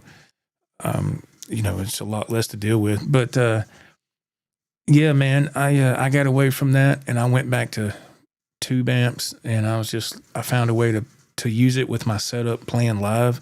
So I'm not actually, there's nothing coming out of the cabinet. I have a power soak hooked up, and there's the speaker out, come out of that into my pedal board with all that stuff. And then all that comes into the Rodecaster Pro 2. And then y'all get to hear what I try to perform anyway. But yeah, there's nothing like plugging that cabinet up and just feeling that pushing air, as they say, moving air. Yeah, it's awesome. GRB Aquatics. Recently, I'm noticing Recently, I'm noticing I am preferring low-profile gig bags instead of hard cases. I don't tour anywhere, and bags allow me to store more guitars in the same space. Yeah, I totally agree. I understand. That's all I had for the longest time was gig bags, and it's personal preference, of course. But and I still, all my PRS guitars, they're in PRS gig bags, and but I just, for me personally, it got to where I had so many guitars, gig bags just wouldn't cut it, because I would lean up against each other and they would fall or whatever. So I said, man, I need to get cases. So I started buying cases and putting all the guitars in. I could stack them. I got 3 rows, and they're in single file 3 rows, and they stay. They don't fall over. They don't. It's a little bit more protection. Of course, if something were to, I don't know, something were to happen. Not that anything will, but yeah, they're in my house, and but I agree. I mean, gig bags to me. Gig bag is a great thing when you're going to a buddy's house to jam or something. Is very convenient. Put it in your car. If you have a small vehicle, gig bag's perfect. And so yes, I agree. I still have some gig bags. Brother Ted Fair, bring back the Arby's drive-through review. Oh my God. That's how long Ted's been here. If y'all don't know what he's talking, I know you don't, but years ago, Ted, how long was that? Oh my God. How long was that? I was trying to do live content, but I was always driving to work, and I never had time to do a lot of music content, and it's still hard to do it now, but it's a little bit better now because I got a little bit more seniority on my job, and so I have a little bit better of a schedule. But back then I was like doing live drives on the way to work. I had my phone on a window mount, and I'd go through, I had to get something to eat, you know, on the way to work. So I'd pull in the Arby's, and I would take the phone off the mount, and this was a live stream, and I'd point the, you know, camera at the menu, and I'd ask the chat, what can I get for lunch today? You know, somebody would say, get a number one or whatever. And beef and cheddar combo is always good. And I said, okay. And I said, give me the beef and cheddar, whatever number that is. And then you'd hear the person, okay, yeah, pull around to the second one. You know, and then I said, okay. And I put the phone back on the mount, and I'd leave it live the whole time, and I would eat, and I would do like a quick food review. and I don't know why, even to this day, I don't know why, but people loved that back then. And when I say people, it was probably like 25 people. You know, it wasn't like hundreds of people, but the small audience I had, I still have a small audience now, but it was a lot smaller back then. But the majority of people that would watch, they love those things. I don't get it. I was like, okay, you know, it was, I don't know, I guess they felt like they was riding with you in the car or the pickup truck. But you know what, man, I find myself sometimes when I want to watch something different, I will watch food reviews or somebody getting a new sandwich from a fast food place or whatever, and I get it, but they're not in the drive-thru. It's not live either. It's pre-recorded. It's not live. So I'm like, how come people don't do this live? So I started doing it live. Now I didn't go in the restaurant, you know, hey, what can I didn't do that, but because you don't never know when you walk inside that restaurant, your signal will probably, you know, go out because you're inside that building. You just never know. It might get kind of, the video might get kind of choppy, but yeah, I did that. That was years ago, man. That was years ago. Damn, I can't believe Ted remembers that. Let's see. Bill Frank, are you thinking about selling the SBS? Nah, wasn't thinking about selling it. Those, because you can buy those brand new for $375, you know, and it wouldn't be worth selling. I wouldn't get out of it anything, you know. And I upgraded the Floyd on it to a Godot. It's and some other things, but nah, it's a great guitar for the money. It's fantastic. And but no, I wasn't thinking about selling it. Let's see, 6 Strings. He says your channel came up randomly on my feed. New subscriber. Oh man, thank you, 6 Strings. Thank you, man. Welcome. You are amongst friends here, sir. We're all guitar geeks, and and we love to talk and about guitar and play music, and you know, you get the gist of it by now, I guess. There's plenty of content on here, sir. If you would want to peruse through the channel at your convenience, there's a lot to check out. But thank you so much for subscribing, man. I'm putting some shorts out for new subscribers. Let me say this real quick. I've been working on I know I said this earlier, working on a new mini series, if you will. And I mean mini series because the videos are the full length videos are maybe 5 minutes max. And I'm using AI to tell a story with my friend Ralph and I, and it's called the Gen X Dead Band miniseries. And I'm releasing segments of those videos in shorts right now on my channel. But eventually the full length videos are going to come out. But you always sprinkle little bits and pieces first, you know, like on shorts, because the shorts get good views, man, for whatever reason. I'll release a short and get 1,200 views or 1,000, and then a regular video we get maybe 800 or maybe 500. It's just weird.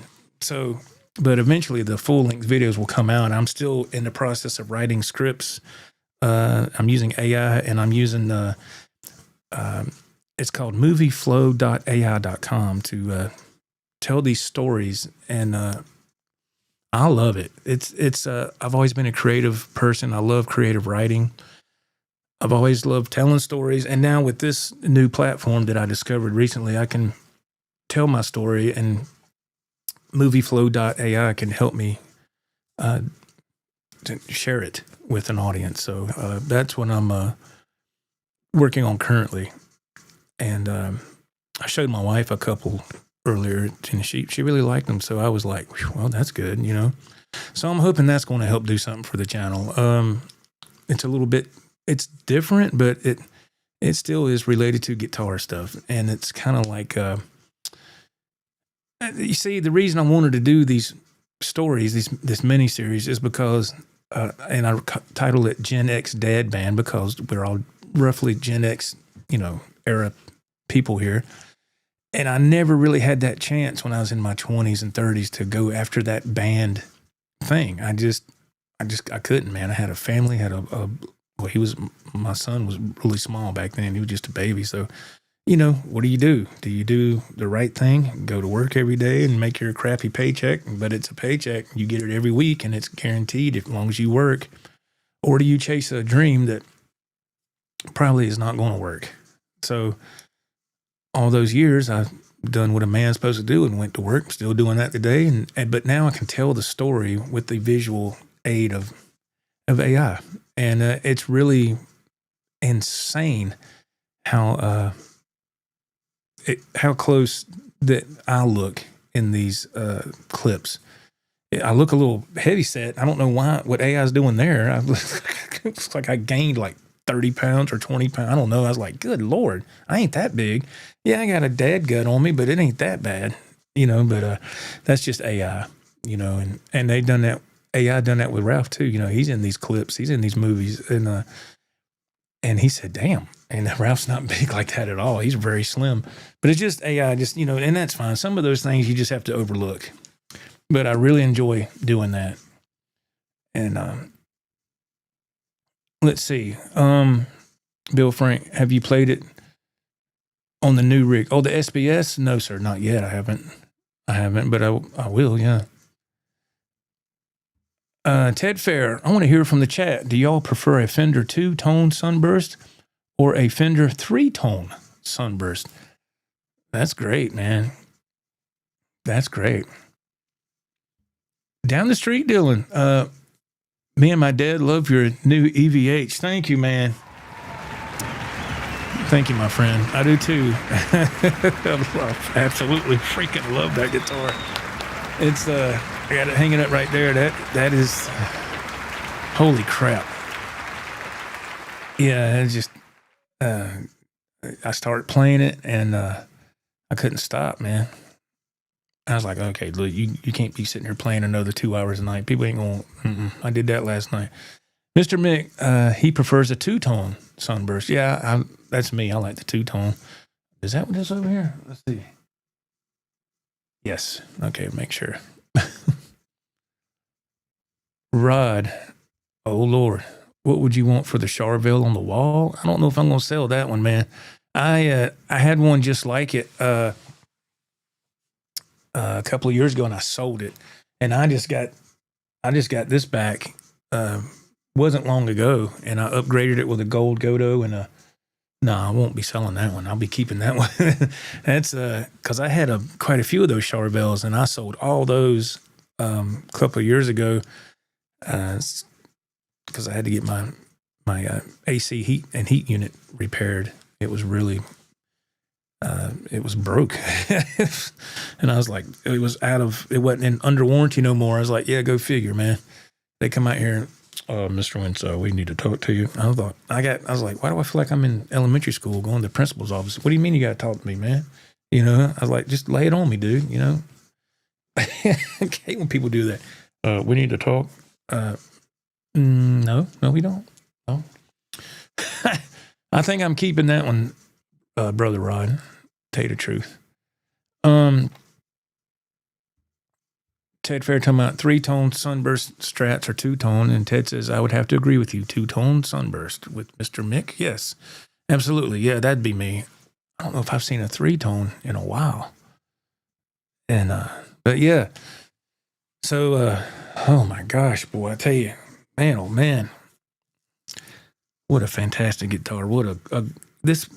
Thankfully this week isn't not close to being over yet, but it's been a fantastic birthday week. That's what I call it, a birthday week, because I took take the week off, you know. So, it's just been phenomenal, man. It's been great. and then sharing it with y'all as well is the cherry on top.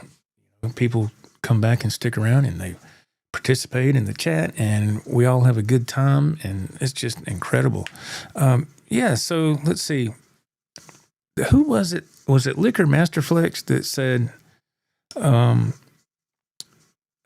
they'd want to jam with Big Deborah, the song Big Deborah? Is that right? So I can upload that song on my channel, and you can screen record it, download it, you can rip the audio from it, you can put it on your DAW or whatever and play along with it and put it up on your channel, whatever, and we can showcase those videos on the channel. We can absolutely do that. Let me see if anybody's interested in that first. I don't want to just do that and we have like 2 people that do it. So we need to cast a vote to see if anybody would want to do that. That would be awesome to hear people's interpretation of that, playing the song. I think that's a phenomenal idea. I really do. Let's see. Mad Axman says that does the new EVH play better than the other one? Yes. It's on the playability scale, I would say they're really, really, really close, but the 5150 is easier to play. The neck's a little bit slimmer. It's just, yeah, it's easier to play. Yeah, it is. I feel like I'm, doing something bad here, but yeah, it does, man. It does play better. It's just, and that one plays phenomenal too. But the 5150, man, it just has a better, more comfortable feel. That's what I'm trying to say. So yeah, man. Do you play in a band or record your own music? 6-string. I used to play in bands. It was a long time ago, man. And with my job, man, I drive a rig for a living. So I work third shift. So I always work nights, and so I can't. That's been dead in the water for many years. So what I did last year is I started to record my stuff. I played a few of my songs tonight. I played. Let's see, what was it? What did I play? Lover from Another. That's one I wrote with Suno AI assistance, of course. I wrote all the guitar parts. I wrote all the lyrics and put it through Suno, and Suno gave me somebody singing, vocal stylings of AI, and then the drums and the bass. And but I did all my own guitar parts and everything. So it's kind of a 50-50 kind of deal. So Lover from Another is what I played tonight. Let's see. I don't know if I played Her New Day. I don't think I played that tonight, or did I? Her New Day is one of mine. And let's see. So In Your Dreams, I played that last night. And Just One More Heart, I played that last night. Those are mine.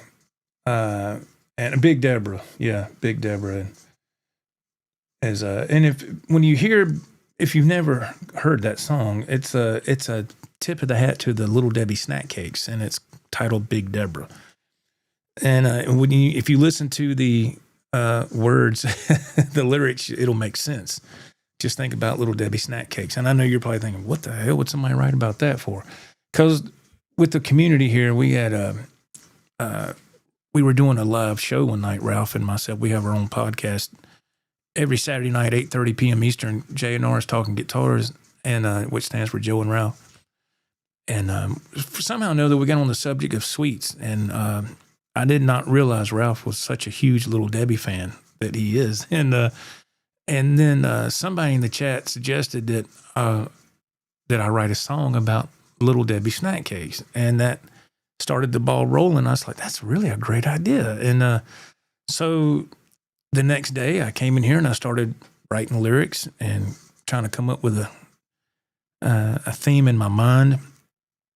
And I want to make sure that my lyrics, I want to make sure they all rhyme, But yeah, I sit there and write all the lyrics, and I like to tell a story with those songs. I try to paint a picture for the listener and myself, you know, but music is subjective. People can look at it differently than what I thought, you know, with the message I'm trying to convey. But as long as people like it, I don't, you know, that's all that's all I'm worried about. But yes, I love writing my own music, 6 strings. Yeah. Ted Fair chimes in. He goes, I'm glad you got the 5150, Joe. I've always thought that guitar was the pinnacle of tone and feel for those of us who grew up during the early Hagar era Van Halen years. Yes. Do you have that, Ted? Do you have this? You got this, don't you? Don't you have that? Ted's got a bunch of gear, man. He has his own version of Guitar Center in his building. Yes. Bill Franks, speaking of originals, where's the GOB song? That's a good idea. I haven't had a chance to really write anything new lately. I've been busy, but I've thought about that, and I'm kind of thinking, well, what would rhyme with grumpy old bastards? You know, what would it's, you know, I'm like, I don't know. That's kind of a tough one for me. I'm not saying that it can't be done. That's just going to take some time for to come up with something that's going to be catchy, you know. But that's a fantastic idea, Mr. Frank. Yeah. Scott from South Carolina. I think it was my idea to write the Little Debbie song. I think the girl from Wendy's should be next. Yeah, I couldn't remember who'd come up.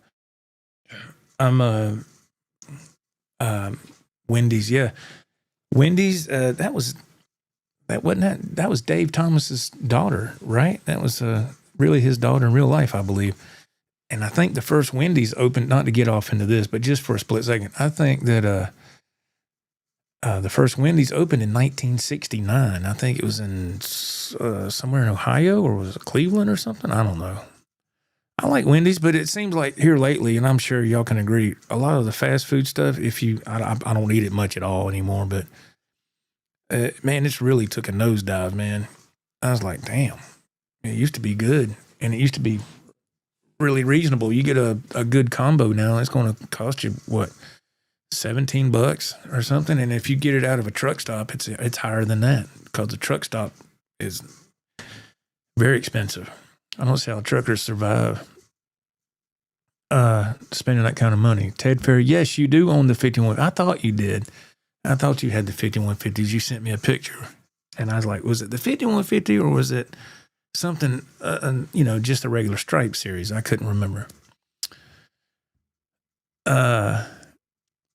Bill Frank, grumpy old bastards. Then there is a disaster at the Red Roof Motel Hell. Yes, you should, if Six Strings is still here, man, you should go back and check that out. Ralph and I took a trip to Sweetwater in Fort Wayne, Indiana, I guess about a month and a half ago now. And we stayed at it was a Red Roof Inn, but it was the conditions were poor. Very, very bad. And we nicknamed it the Red Roof Motel Hell because it was bad. There was people, and I'm not making fun of people's situations, but there was certain people living there that seemed like they could be big time troublemakers, if I could just put it that way. Scott from South Carolina, when I lived in Columbus, the Wendy's headquarters was there. Yes. Yeah, I always liked Wendy's, but like I said, now that, you know, Dave, he passed away, right? So it's not, the quality is not, it's just not, to me, it's not like it used to be, man. It's just, that's with a lot of stuff. It's just people don't care no more, you know. Let's see. A caterer helped me. He hooked me up with Suno, gave me the idea, you know, sent me information. AI helps with rhymes too. LOL. Mastered, plastered, mustard, dastard, custard, shattered, flustered. That's fantastic. I need I should take advantage of that. Yeah. Cause all the songs I wrote, I wrote them just me. I didn't even think about that, but I'm sitting there going, let's see, what can I do? But yeah, I wanted to, I had to have some parts of it that was just pure, the old school way. But thank you, Cater. That's good to know. Rod says 5 Guys for Hamburgers up here in Washington. Yeah, we have 5 Guys here, and I've only been there. I think I've been there maybe twice, and they are freaking expensive, man. They are expensive, and I was like, I'm not paying that for a burger, man. I'm not doing that. The price of meat and ground beef and all that around here is skyrocketed, which I'm sure it has everywhere else.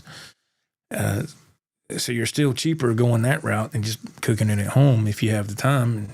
But yeah, it's just, man, I'm not. 5 Guys. I mean, it was good. It was okay. To me, it wasn't like, oh my God. I mean, it's a burger.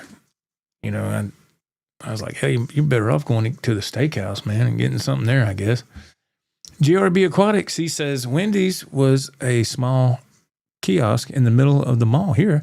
Best hot dog and chocolate shake deal around. Wendy's had hot dogs? I've never seen a hot dog for sale at Wendy's here. They had a Frosty, but I've never heard of them having a chocolate shake. But obviously it's different out there, sir.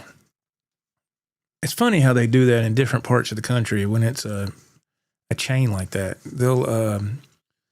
There's this one guy I watch. He does stuff with food like that, and he lives in the UK, I think. And he goes to McDonald's, and he, that's just the kind of stuff I watch sometimes when I'm trying to fall asleep because it puts me to sleep. And he talks about the sandwich, and I'm like, they don't have that here, and over there they don't say fillet, they say fillet. I thought that was funny. He said, this is my first time getting a fillet. Let's see, instead of fillet of fish, he said fillet of fish at McDonald's. And I said, what did he say? He goes, I know you Americans say fillet, but over here we say fillet. I was like, okay. I don't care. It don't bother me none, but I was like, man, he's never had a fillet of fish from McDonald's, but he tried it and he liked it. He liked it. Ecater said, Joe, did you see that news clip of the trucker on the bridge and the plane landing? The wheel clipped his trailer. Luckily, his injuries were minor. Oh my gosh, no, I did not. I tell you what I did see, because the dude put it on his Facebook page, and I thought, why in the hell would you do that? And I don't know if y'all seen this or heard it around the local area here in Greenville. And so I saw it on Facebook, and the guy's riding down the road in a dump truck, and the bed is up in the air, and he's going down the interstate, and he comes to an overpass, and the bed's up there, so he clips the overpass, and he wrecks really bad. It turned out it was a guy that used to work where I do. I thought he still worked at the same place, but obviously he's been gone for a while. He's driving dump trucks now, and he said on Facebook, he goes, all y'all need to quit talking your smack, because what happened wasn't my fault. It was a hydraulic thing messed up, and it made the bed go up. And so in my mind, I'm like, so you're going down the road before you come to the overpass and the bed's up. You never checked your mirrors, not once. You're supposed to check your mirrors every few seconds, So that tells me it was his fault. I mean, if you would have looked in your mirror and saw that bed up, you would have went, whoa, and pulled over and brought it back down. But man, he hit that overpass, and that thing just destroyed that truck. But he survived, and he put that on Facebook. He was the one driving it, and he put it on. Why would you do that? I said, man, people are that desperate for attention, they'll put their own F up on social media. To me, that was bass backwards. I saw that, and I said, what? I thought he still worked at where I do, but no, he don't. But man, let's see. That was a wild video. Ecater says, yeah, I can imagine. That's crazy. I'm glad the guy's okay, man. Damn. Mad Axman, Wendy's food just don't taste the same. None of the fast food places do. Exactly. That's exactly my point too, sir. Yeah, I agree 100%. It's just not. It's just the time we're in, man. You got people that they just don't care. They don't care. Ted Fair, I vote for a GOB song in the style of ZZ Top. Oh, Lord. ZZ Top, that's good.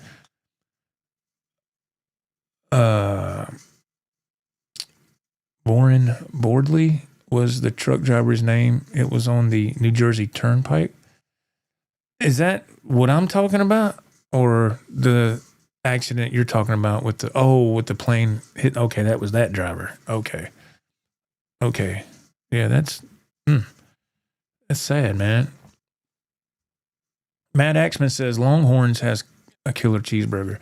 Haven't been to Longhorn or anything. My wife and I, we used to go to Longhorn every Friday, and that was before the pandemic. And after the pandemic, we quit going out. We don't do that no more.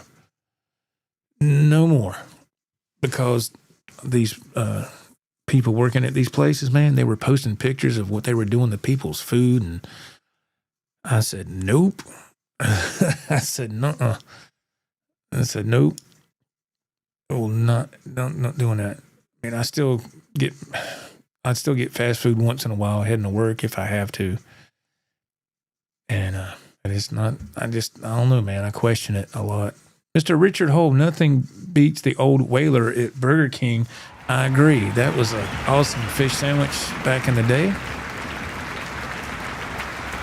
And I tell you who else has a good one. That's Arby's. Has a good fish sandwich. I think it comes out in like January, February. It comes out in the wintertime around here.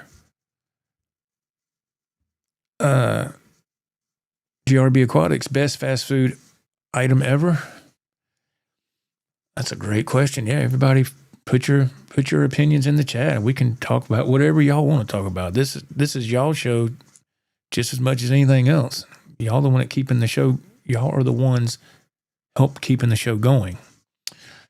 Let's see. GRB Aquatics, McDonald's hot cherry pie, OMG. Yeah, see, I remember when McDonald's used to fry their apple or their pies, apple and cherry. They fried them. Now they bake them, and it's just not the same. Of course, they're trying to be all health conscious and all this stuff. It's like Kentucky Fried Chicken. That was the name of it back when I was young, and now it's KFC. They take the word fried out of there or reduce it down to 3 letters so people don't think that it's fried. It's funny how KFC still has good chicken. I mean, that's one thing to me has stayed the same around here. Their chicken is good. It's expensive as hell, but it's good. Oh Lord. Jit Boy had an accident where a dump truck was dropping big rocks on the highway in front of him. Oh no. Was that recent? Oh my God. Yeah, somebody's gonna get in trouble for that one. Thank you, Mr. McGee. I appreciate it. Thank you so much, man. Thank you. Have a great rest of your show. You're awesome, and the unboxing was worth the wait. Great playing. See you on the next live show. Looking forward to the guitar visit. Thank you, Mr. McGee. Thank you. Such a nice man.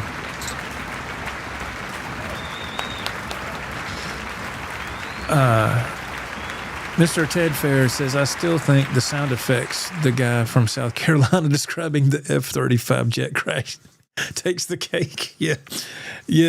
Ted sent me that little clip through Facebook Messenger, and I was like, what is this? And Ted's like, just watch it. Just watch that part where the guy describes, it's this old black guy, and he is serious as he can be, and he's talking about the sound this jet was making before, God forbid, before it crashed, and the way he does that is, I don't see how the reporter and camera person didn't start laughing. It's not a laughing matter, but the way the guy did the sound of the jet, you're going to laugh. You're going to laugh.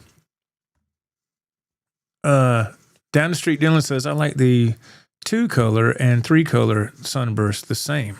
Yeah, on the Strats. There you go. There you go.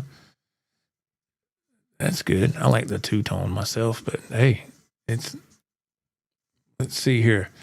It caters. Yeah, that was the plane. When I did see the video of the one in Greenville too, it was on local news. Yeah. Okay. The dump truck. Yeah. Yeah. The guy that was driving that dump truck, he used to work at the same place I do. And I thought he was still working there. I just, I never knew him that well, but, it's like, damn, dude, holy crap. How did you not see that dump bed up in the air, man? Because he didn't check his mirrors, man. He's too busy yapping on the phone or something. I don't know. I've had my accidents. I can't say nothing. Rod, I never had the Arby's fish sandwich. Now I want one. Yeah, it's they come around here, I think, around the first of the year.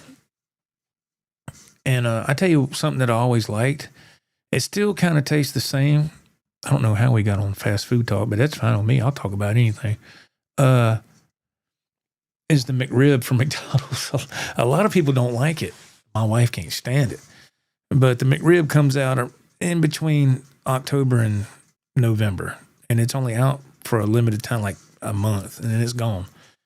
But I remember, I'm to the age where I remember when the McRib came out in the real early 80s, and it was a permanent menu item. And then they took it away, and then they brought it back, then they took it away, and they bring it back. But so whenever it comes around, I try to get at least one. I didn't last year. I didn't get any at all. I forgot all about it, really. I get so busy with work. But yeah, I've always liked the McRibs. That's people either love it or hate it. But Ecater says peach cobbler rolls from Arby's are amazing, and it's a fried egg roll of peach cobbler. I've never heard of that. That is interesting. I've always liked their turnovers at Arby's, the apple and cherry turnovers. Those are still the same from years ago. Damn, those things are good. I get one of each if I was eating there, which is very rare. But if I am, I go back up to the counter. Yeah, because it'd be fresh, right? And I'd say, let me get an apple turnover and a cherry. And the guy's like, okay. And I say, go ahead and get me a chocolate milkshake too. Damn. Yeah, I got a sweet tooth pretty bad sometimes. Ted Fair, I can't stomach the price of eating out these days. I hate to sound like a GOB, but it's just too expensive.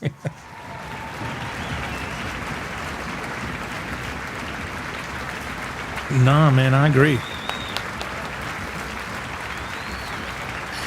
Like I said, I don't eat out anymore. I don't. It's very rare. Very rare.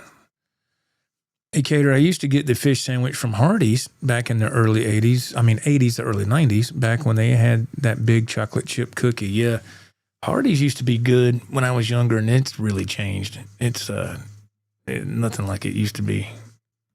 Not in my opinion. But, yeah, put your favorite fast food item in the chat if you want to, or whatever you want to talk about. I don't care. It's a free-for-all now. Scott from South Carolina, I still like the Arby's roast beef sandwiches. Yes, at least you get some meat. Everyone is stingy on the meat. I stopped going to Subway when they started weighing the meat.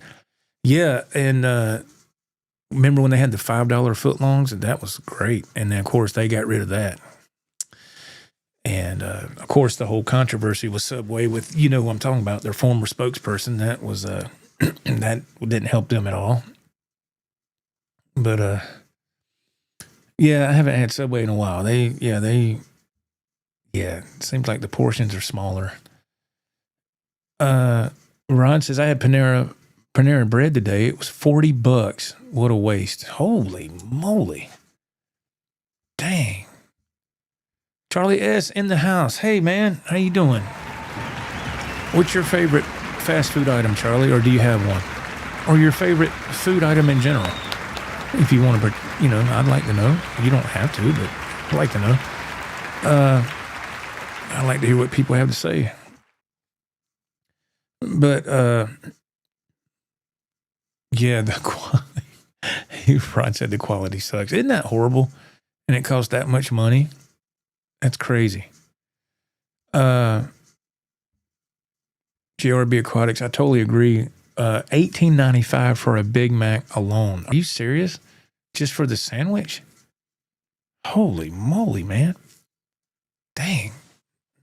That is crazy expensive. Man. Whew. Mr. Mick chimes in. He goes, did you see today that McDonald's will start taking away the self-serve soda machines, going back to the workers filling up the soda to save money because of refills and cleanliness? I did not know that. Wow. Yeah, I remember hearing people, different things I watch on YouTube. This, of course, not guitar related at all, but a lot of people get really upset when they started to do that. And they would say, oh, they get a combo and they say, what you want to drink? Okay, give me a large Sprite. And they give you the cup. And the guy says, what are you doing? He goes, where the stuff's over there. And the guy got pissed off. He goes, no, I'm paying you the money. I was like, dude, just go fill it up. That's how a lot of people do now, a lot of places. So it never bothered me. I don't care. I'll go over and fill it up. I can put as much ice as I want or whatever and fill it up, and I can go back and get as much as I want. So it never bothered me any. But some people, man, they really get irate over that stuff. And I was like, damn, really, dude? You going to be upset about that? What, Now, I did one time. My wife and I went to Arby's. This was a long time ago, and I always get Sprite to drink because I can't have dark liquids because of my kidney issue. So I have to. It's either water or Sprite. And so they gave me the cup, and I went to the machine and I put ice in it, and I went filling up, and I went to go like this, and I get a lid, and I just happened to look, and there was like these little small black chips, particles. And I looked and I thought, what is that? So I dumped it out. I did it again. Got the ice, Sprite. I looked, there's some more black particles, like, just a few. And I was like, So I took it to the counter and I said, ma'am, y'all got something coming out of your Sprite nozzle there. Not quite sure, but you might want to check that out because that's not sanitary, I was very professional and polite, She said, oh, okay, thank you. And she had one of the guys go over there and he took the thing off, and I'm like, dude, that's not, I don't know. I think it was coming through the hoses. I don't think it was up here in this part of the mechanism, but that's just my guess. Needless to say, I didn't have nothing to drink that day there. So that kind of made me go, I don't know, man. If you go to the drive-thru and they give you a Sprite from that particular Arby's, is it going to be like that again? Stuff like that sticks in my head. And so I get a drink. I'm like, now I need to go behind them and check it. And I'm like, okay, I guess it's all right. That's why I like just doing my stuff here at home. I get the plastic bottle Sprite with the screw cap, like right here. That's what I get right there. And that way, when I can put the lid on, and I don't do canned drinks or nothing, because you don't know what all's been on top of that can during the transportation process, or somebody might have poured something on it. You don't know. And but with this, to me, it's a lot more of a safer way to drink a beverage. That's just my opinion. But just little quirks of mine that I'd share with you here. Let's see. Oh, people are commenting now. Let's see. We got Charlie S says, I stopped the fast food years ago, Joe. My kryptonite are bakery cookies. That's fine, man. Yeah. I just like, for me too, Charlie. I don't do fast food when I was a lot younger. Yeah, I did, because the kids were young and it was just convenient. But now it's totally different. We fix our food here. We made taco salads tonight. Man, those were good. We're having steak tomorrow though. New York strip. Yeah, baby. Take advantage of this vacation as much as I can. Matt Axman, Burger King used to flame broil their burgers. You could actually see them being cooked. Yeah, do they not do that no more? I have no idea. I remember that was the big thing.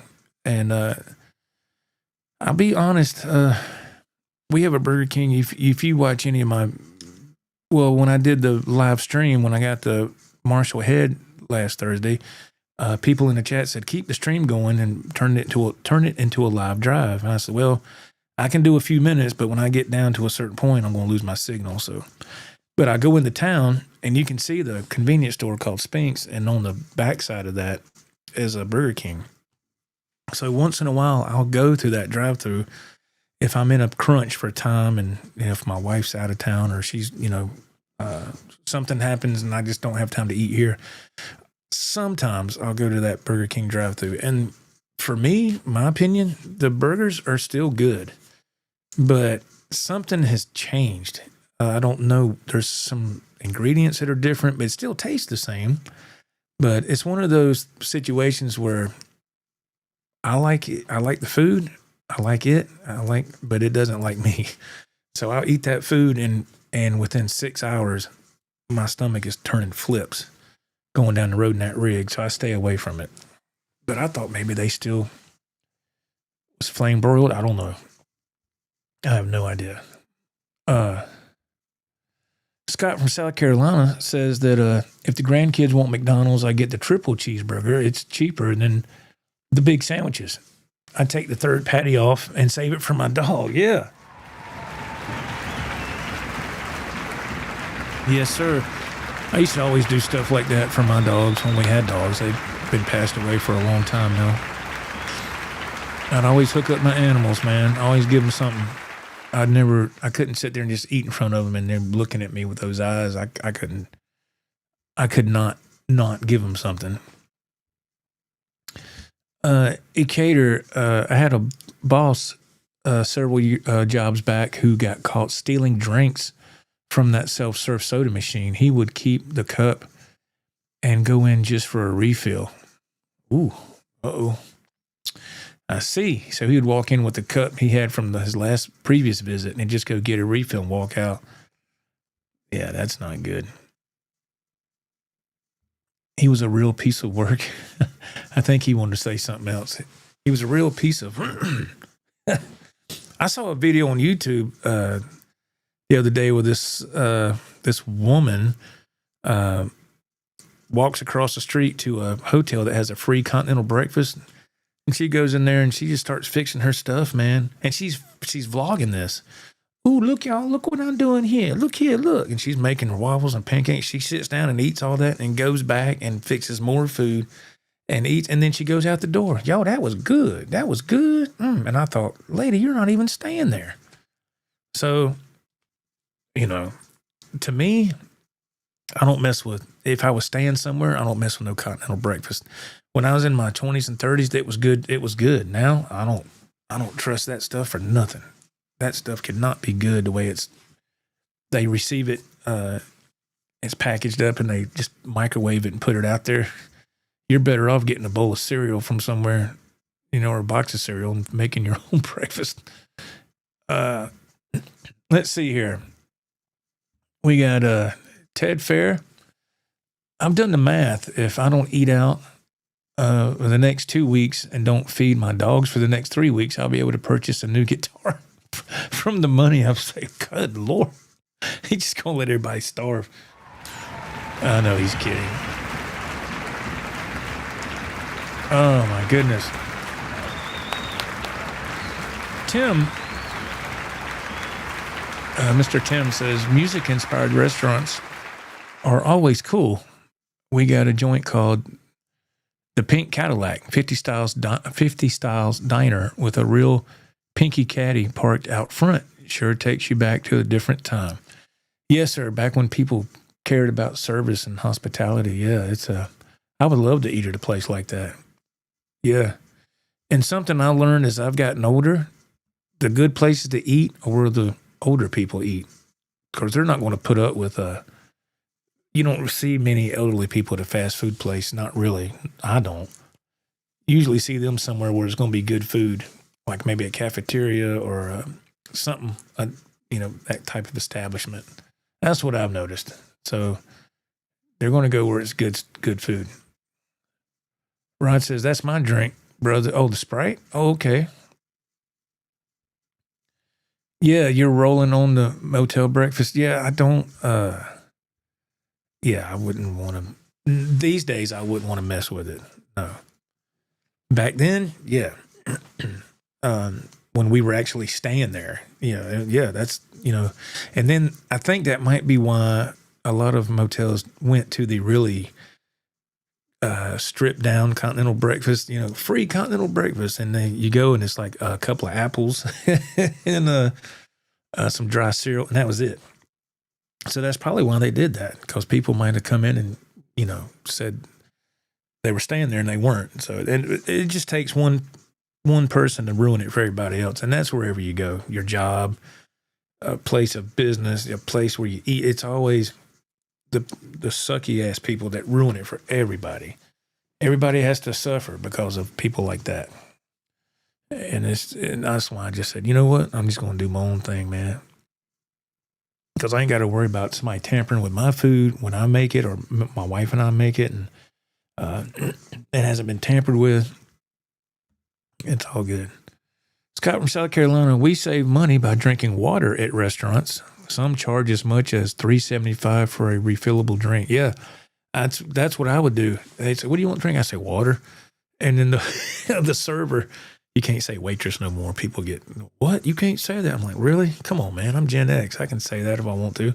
So the waitress would, or waiter would say, they look at you funny and they go, oh, okay. They write it down.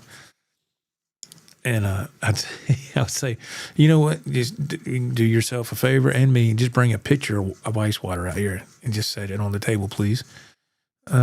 We can't bring a pitcher. You can't? Okay. Back in the day, they could. But last time I asked for that, they said, no, we can't do that. So, okay. Weird. But yeah, drinks are expensive. Yeah. A caterer chimes in. He goes, what was the breakfast at Hotel Hill at the Red Roof Motel Hill at Sweetwater? What was the continent? They didn't have one. Yeah. Because we went down there that morning and they didn't have anything. They did not have it.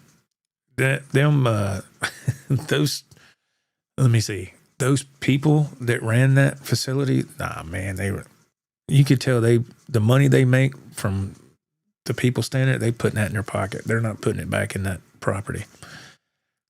And I said, well, okay. They're just running that place into the ground. It just looks, I was like, damn, this place ain't going to be here much longer. Then again, it might be. I don't know. I sure as heck wouldn't stay there again. Hell no. Jay, what's up, Jay? Hey, how you doing, man? What up, Big Joe? Rat or Skid Row or Dawkins, your top three? Oh, man. That's a great question. I've always enjoyed Dawkins. Dawkins is awesome. Do I have to choose from these three? Rat, I like Rat, but I never was a huge connoisseur of their music. Is that fair to say? And I seen them in concert, and they put on a great show, and that was back in the 80s. I was in high school, man. I was, that was in what, 88, 89? And a buddy of mine, it was in one of my classes, he told me, he said, I'm going to the show tonight, and it was Rat, Great White, and Kicks. Yeah. It was a triple bill. Yeah, I remember that now. Let's see. And Rat was the headliner. I don't know if they rotated as they went on tour. I just know when we went, I was living in Charlotte then, and at that show, Rat was the headliner. So I don't know if they rotated every other show or what, but I can't remember who performed first, if it was Kicks or Great White, but it was great. But Rat was great, man. They put out a good show, and I got to go. I forgot to say this. I got to go because my buddy, he said, I'm going to the show tonight. Me and another guy. I was like, okay.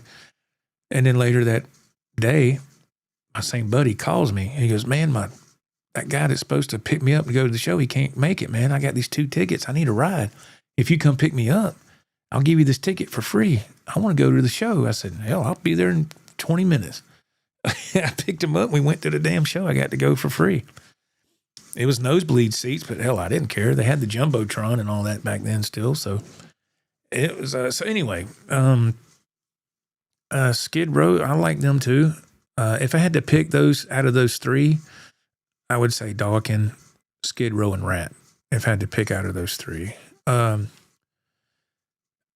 just don't know what is up, brother, with Sebastian Bach lately. He's flipping his lid on a lot of crazy stuff, and he's making himself look really bad.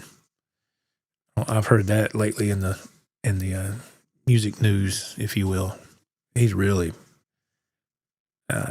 acting like a jackass, if I can just be honest. It's like, damn, dude, this ain't 1988 no more. Come on. Let's see. Brother Ted says, that's the sign of great food. Eat at the places where there are elderly people frequent, with the exception of a nursing home. Yeah, that's right. Yeah, that's something I learned as I got older. When you see elderly people waiting in line at a place to eat, and because I remember when I was younger, it's just how just dumb I was, young and dumb. I would look and I'd say, man, what are all those old people waiting in line? That place, they're waiting on it to open. It would open in like another 45 minutes. It'd be a line of elderly people wrapped around the building, and they would all be out there waiting. And I thought, damn. I was like, what the hell? There's no way I'd wait in that line. You know, it's when I was 20-something years old, right? Thinking you're going to be young forever. And I'd always see that, man. Every other day, you'd see all the elderly people waiting in line, and they get in there and get their food. And, you know, I was like, and I never, to this day, I haven't been to that place. It's in Spartanburg. It's called Wade's. I've never been there. It just never, the stars never lined up for me to be able to go there. But let's see here. A cater in that area seems like it would be a Colt 45 beer or a brand muffin. Yeah, well, we stayed in at the Red Roof Motel. Hell yeah, it was sketchy. Of course, we didn't know that till after the fact, and I was already locked into that deal. So the Red Roof was so low class, they were probably asking Joe and Ralph to buy the breakfast instead of offering it. And no, when we got to the room, we ate. Now, the food at Sweetwater was really good. We didn't have breakfast there, but we ate there. We went to Sweetwater 2 days in a row, and the food there was incredible. It was called the Downbeat Cafe is what it was called. And the food there was reasonably priced, and I was like, wow, the food was really good. I was shocked. I was not expecting the food to be on that level of quality. I thought, this would be kind of like, you know, a convenience store or something, but no, it was really good. It was really, really good. Clean. The whole place is clean. People that work there are dressed to impress, dressed for success. And it was just good all the way around. And, you know, they take their stuff seriously at Sweetwater, man. And what I like about it is anybody can come in off the street, come in there and browse around. It's almost like a mall to me. It's really cool. Bill Frank says that, Joe, did you ever learn any of the autograph songs? No, I tried working on Turn Up the Radio once, and man, that was, there's that tapping part going on. I think, what's that guy's name? Steve Lynch. And I watched a guy on YouTube show you how to do it, and he could play it. He played it note for note, and I was like, damn, that was hard for me. And I tried it, and it was half and half. It could have been a lot better, but I kind of messed with it for a couple of days, and I kind of got away from it because it's hard. You know, it was, for me, it was tough. It was tough. Jim Guidry, what's up, Jimbo? How you doing, man? He says, hey, Joe and everyone. Jimbo, what's going on? I hope you're doing good, man. Nice to see you, man. Thank you for stopping in. Jim got him a new truck lately, and I'm so glad he got a new ride, man. His other one was on its last leg, man, and he got, somebody was very kind to help him out, and it worked out for him. So I'm very happy for him that he was able to get that and put that other to rest and not worry not worry about it. GRB Aquatics, the rest of us try to eat where the truckers eat. Always good food. Yeah, that's the way it was here back in the day when you had independent truck stops. And now it's just a chain. You got Love's, Flying J, TA. Those are the big three as far as the truck stop chains here in the U.S. The day of the independent truck stops is about over with. That's where the good food is. If you go to any of the three I just mentioned, it's going to be fast food. It's going to be crap. But I remember stopping at some of the independent places years ago, and it was, you get a meat and three and have some, have you a Sprite or sweet tea or whatever, and have a piece of apple pie. Those days are gone. In the area I drive, those days are gone, man. But yeah, that was always the case here for a long time. Go where the truckers go. It's good food. Strange Hawk. Joe, you have to go to Wade's. It's great. Yeah, see? Yeah, that's I've heard that I started coming to Spartanburg. Well, when Ralph and his parents moved away from Charlotte, we were in high school, so I would skip school. When I was a senior, I skipped so much, and I'd meet Ralph at the Big Peach, and the Big Peach in Gaffney, it's a water tower, and it looks like a peach, right? And I would meet him there because I didn't know where to go. I'd follow him to his parents' place. And I was skipping school like every Friday. I was coming down to Spartanburg. I skipped so much. And we would jam and play. And so I've been coming to Spartanburg area since the late 80s, since like 88 or something. And I just never thought I'd be living in the general vicinity as I got older. I never saw that coming. It's just funny how it just fell into place. But yeah, I just remember seeing Wade's for all these years, going past it. I've drove past that, and I still do when I'm if I'm in the rig going a certain way to where I have to deliver. And I'll look over there, and I was like, "Yep, there's Wade's." I still haven't had a chance to go there. Ralph and his wife, they get food. She'll pick it up on the way home from work, and they'll have Wade's probably once a week. And yeah, Ralph says it's really good. I'm not even close to that area now. I'm a good hour and a half away, so I'm not going to drive that far to go. But I always heard it was good. Yes. Mr. Butch Slusher is in the house. Good evening, Mr. Wentz. Good evening, sir. Nice to see you. Mad Axeman, I can't eat fast deliver pizza anymore. We got a place called Mellow Mushroom Stone Baked Pizza is great. Is that let's see, where did I've heard that name. Did they have that in Greenville? Or is that in Florida?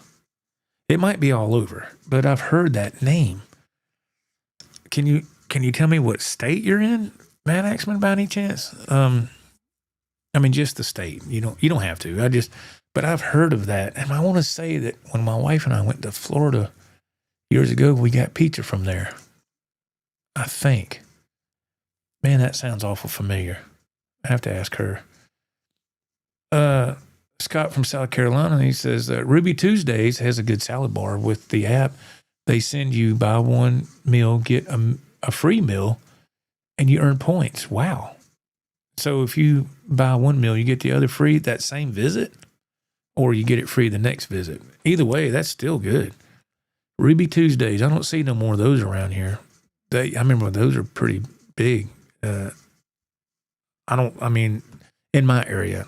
But then again, I don't go that far out. So there might be one near the Greenville Mall. I don't know. I'm not on the lookout for them, but I remember seeing a lot more of them when I was younger. I put it that way. Ted Fair says, I remember buying the Pro Co Rat guitar pedal back in the 80s, thinking it was the guitar tone of the band Rat. I still don't know if that was a marketing gimmick or the real deal. I don't know. I've never had one of those pedals. I know if you get an original one, they're pretty pricey, right? I know they have the reissues and all, but I do remember Nuno Betancourt. He swears by them in his setup, but I don't know. I've never messed with one. Okay, Maddox, you're in Alabama. Okay, thank you. Yeah, I've heard that name. Okay, there's a mellow mushroom in Greenville and Asheville. Cater says, thank you. Okay, so they're all over. Scott says there's one in Florence. Okay, so they must be a chain then, obviously, or they might be franchised like McDonald's. I don't know. But I could have swore that. Oh, okay, here we go. They do have them in Florida. That's where. Okay, I thought so because I said, man, I've heard that name, and we only got it that one time. That was holy crap. I remember now. It was damn. This is time sure does fly. It was when my stepdaughter was getting married the first time. We were down there for that. And, yeah, that dude, I knew from the get-go, I said, this guy's a freaking Looney Tune, man. I was like, this ain't going to work. But, you can't, you keep your mouth shut. And, of course, about a year later, crash and burn, I felt bad for her, man. But I could just tell, because being a man, you can look at another younger male, you can just tell if he's going to be worth a damn or not. And I could just tell, I said, he ain't worth the crap, man. Whenever they would come over here to visit, I can say this now because she's no longer with him and he's a piece of garbage anyway. They come over to visit, he'd always lay on the couch and he'd go to sleep. And I was like, who in the world goes to somebody else's house for a visit and you're a guest in their house and you just stretch out on their couch and you go to sleep? No conversation, no nothing, just lay down. I was like, what the fuck? I said, damn, he went to sleep awful quick. And she would defend him a little bit. Well, he worked today. I said, yeah, I did too. But, damn, he only worked 8 hours. I worked 12 to 13. You don't see me laying down sleep. But anyway, come to find out the dude was popping a lot of damn cough lozenges and he was on a lot of other stuff too. So that's why he was always sleeping. And that came out later, and my stepdaughter said, F you, buddy, you're gone. So I just hate it come to that. But yeah, you can, I could tell. I said, yeah. I just remember I didn't mean to go off in left field with that, but we were down there for that wedding, and we ordered mellow mushroom one night for pizza. That's where that's coming back to now. Yeah. Ted Fair, he says that, do you guys have the Sizzler restaurants in your area? That was my grandfather. They had them when I was young. They don't have them no more. I don't see any no more. I know in Florence they have a few things that. If Scott from South Carolina is still in here, I want to say in Florence they still have a Ryan's and a Quincy's. I think. I don't know if they have both, but I know they got a Ryan's because I pass over that, go past there when I go to the beach every night. In Florence, that Thunderbird Motel looks like it's been there since 1959, and it's the neon letters on the sign. It just says BIR now. It don't even say Thunderbird. And I wouldn't stay at that place, man. That place looks like a rough place to stay anymore now. But they got a couple of places there that used to be all over, and you only see those in Florence in that one little area. I was like, man, I ain't seen those restaurants in forever. But I remember the Sizzler when I was a kid. It was good. Back then, everything was better back then. Matt Axman, they hand toss the dough and put on a show with it. Oh, Mellow Mushroom Pizza place? Yeah. That's cool, man. A lot of places don't do that kind of thing no more. Ted Fair, he says, Sizzler restaurant was a big deal here in California. They had all-you-can-eat buffet for $20 with pretty decent food. And the key word being were. I'll take it they're not there anymore. I'm sure you can't get a buffet for $20. Not in California, I would imagine. But buffets, that's something else I don't do. Me and my wife used to go to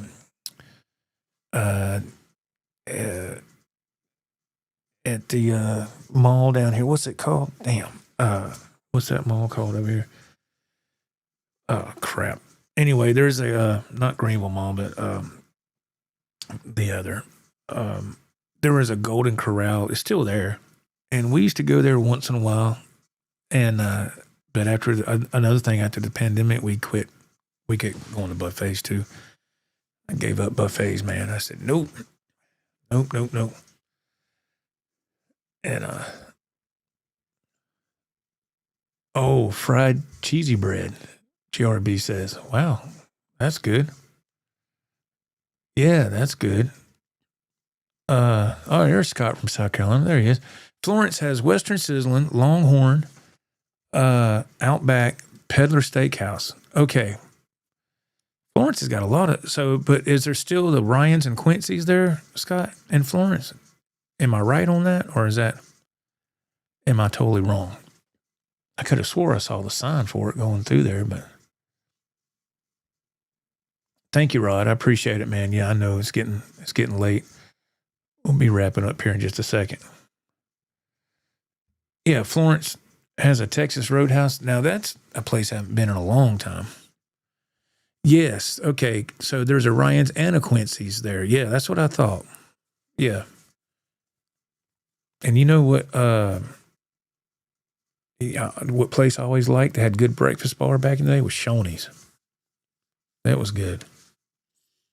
And no, all those are gone now. I think there's one or two in Columbia, in some bad areas of Columbia. I think there's a Shoney's there, but hell, I ain't going there. But because it's not going to be like you remember. There's no way. But anyway, all right, y'all. We've been on this stream for over 3 hours. That is incredible. Thank y'all so much for being here, for participating in this live unboxing. It was a blast, and thank you for sticking with me with playing a few more songs. It was a lot of fun, man. And wow, y'all are fantastic. So yeah, look for more to come here on the channel. We got like I said, Ralph and I are going to, I think it's Box Set Music Thursday to visit with them and film, and then Friday the guitar shop. Excuse me, and then we'll be here Saturday evening for another J&R Talking Guitars podcast. And so here we go, man. The 5150 is now here. That was my dream guitar. So now I need to get busy with getting some guitars on my Reverb store, and I will let y'all know. And if you want to check that out, feel free. It'll just give me a couple of days or so to get that lined up. I got to get pictures and all that stuff. It takes a few minutes to do that. So thank y'all so much for being here. I really appreciate it. It's been a blast, man. I could do this every night. Y'all wouldn't want to see me every night. But thank you so much. And we'll see you next time around. Y'all have a great, y'all have a great day, great night. It's time to go to sleep. So see you later. Bye-bye.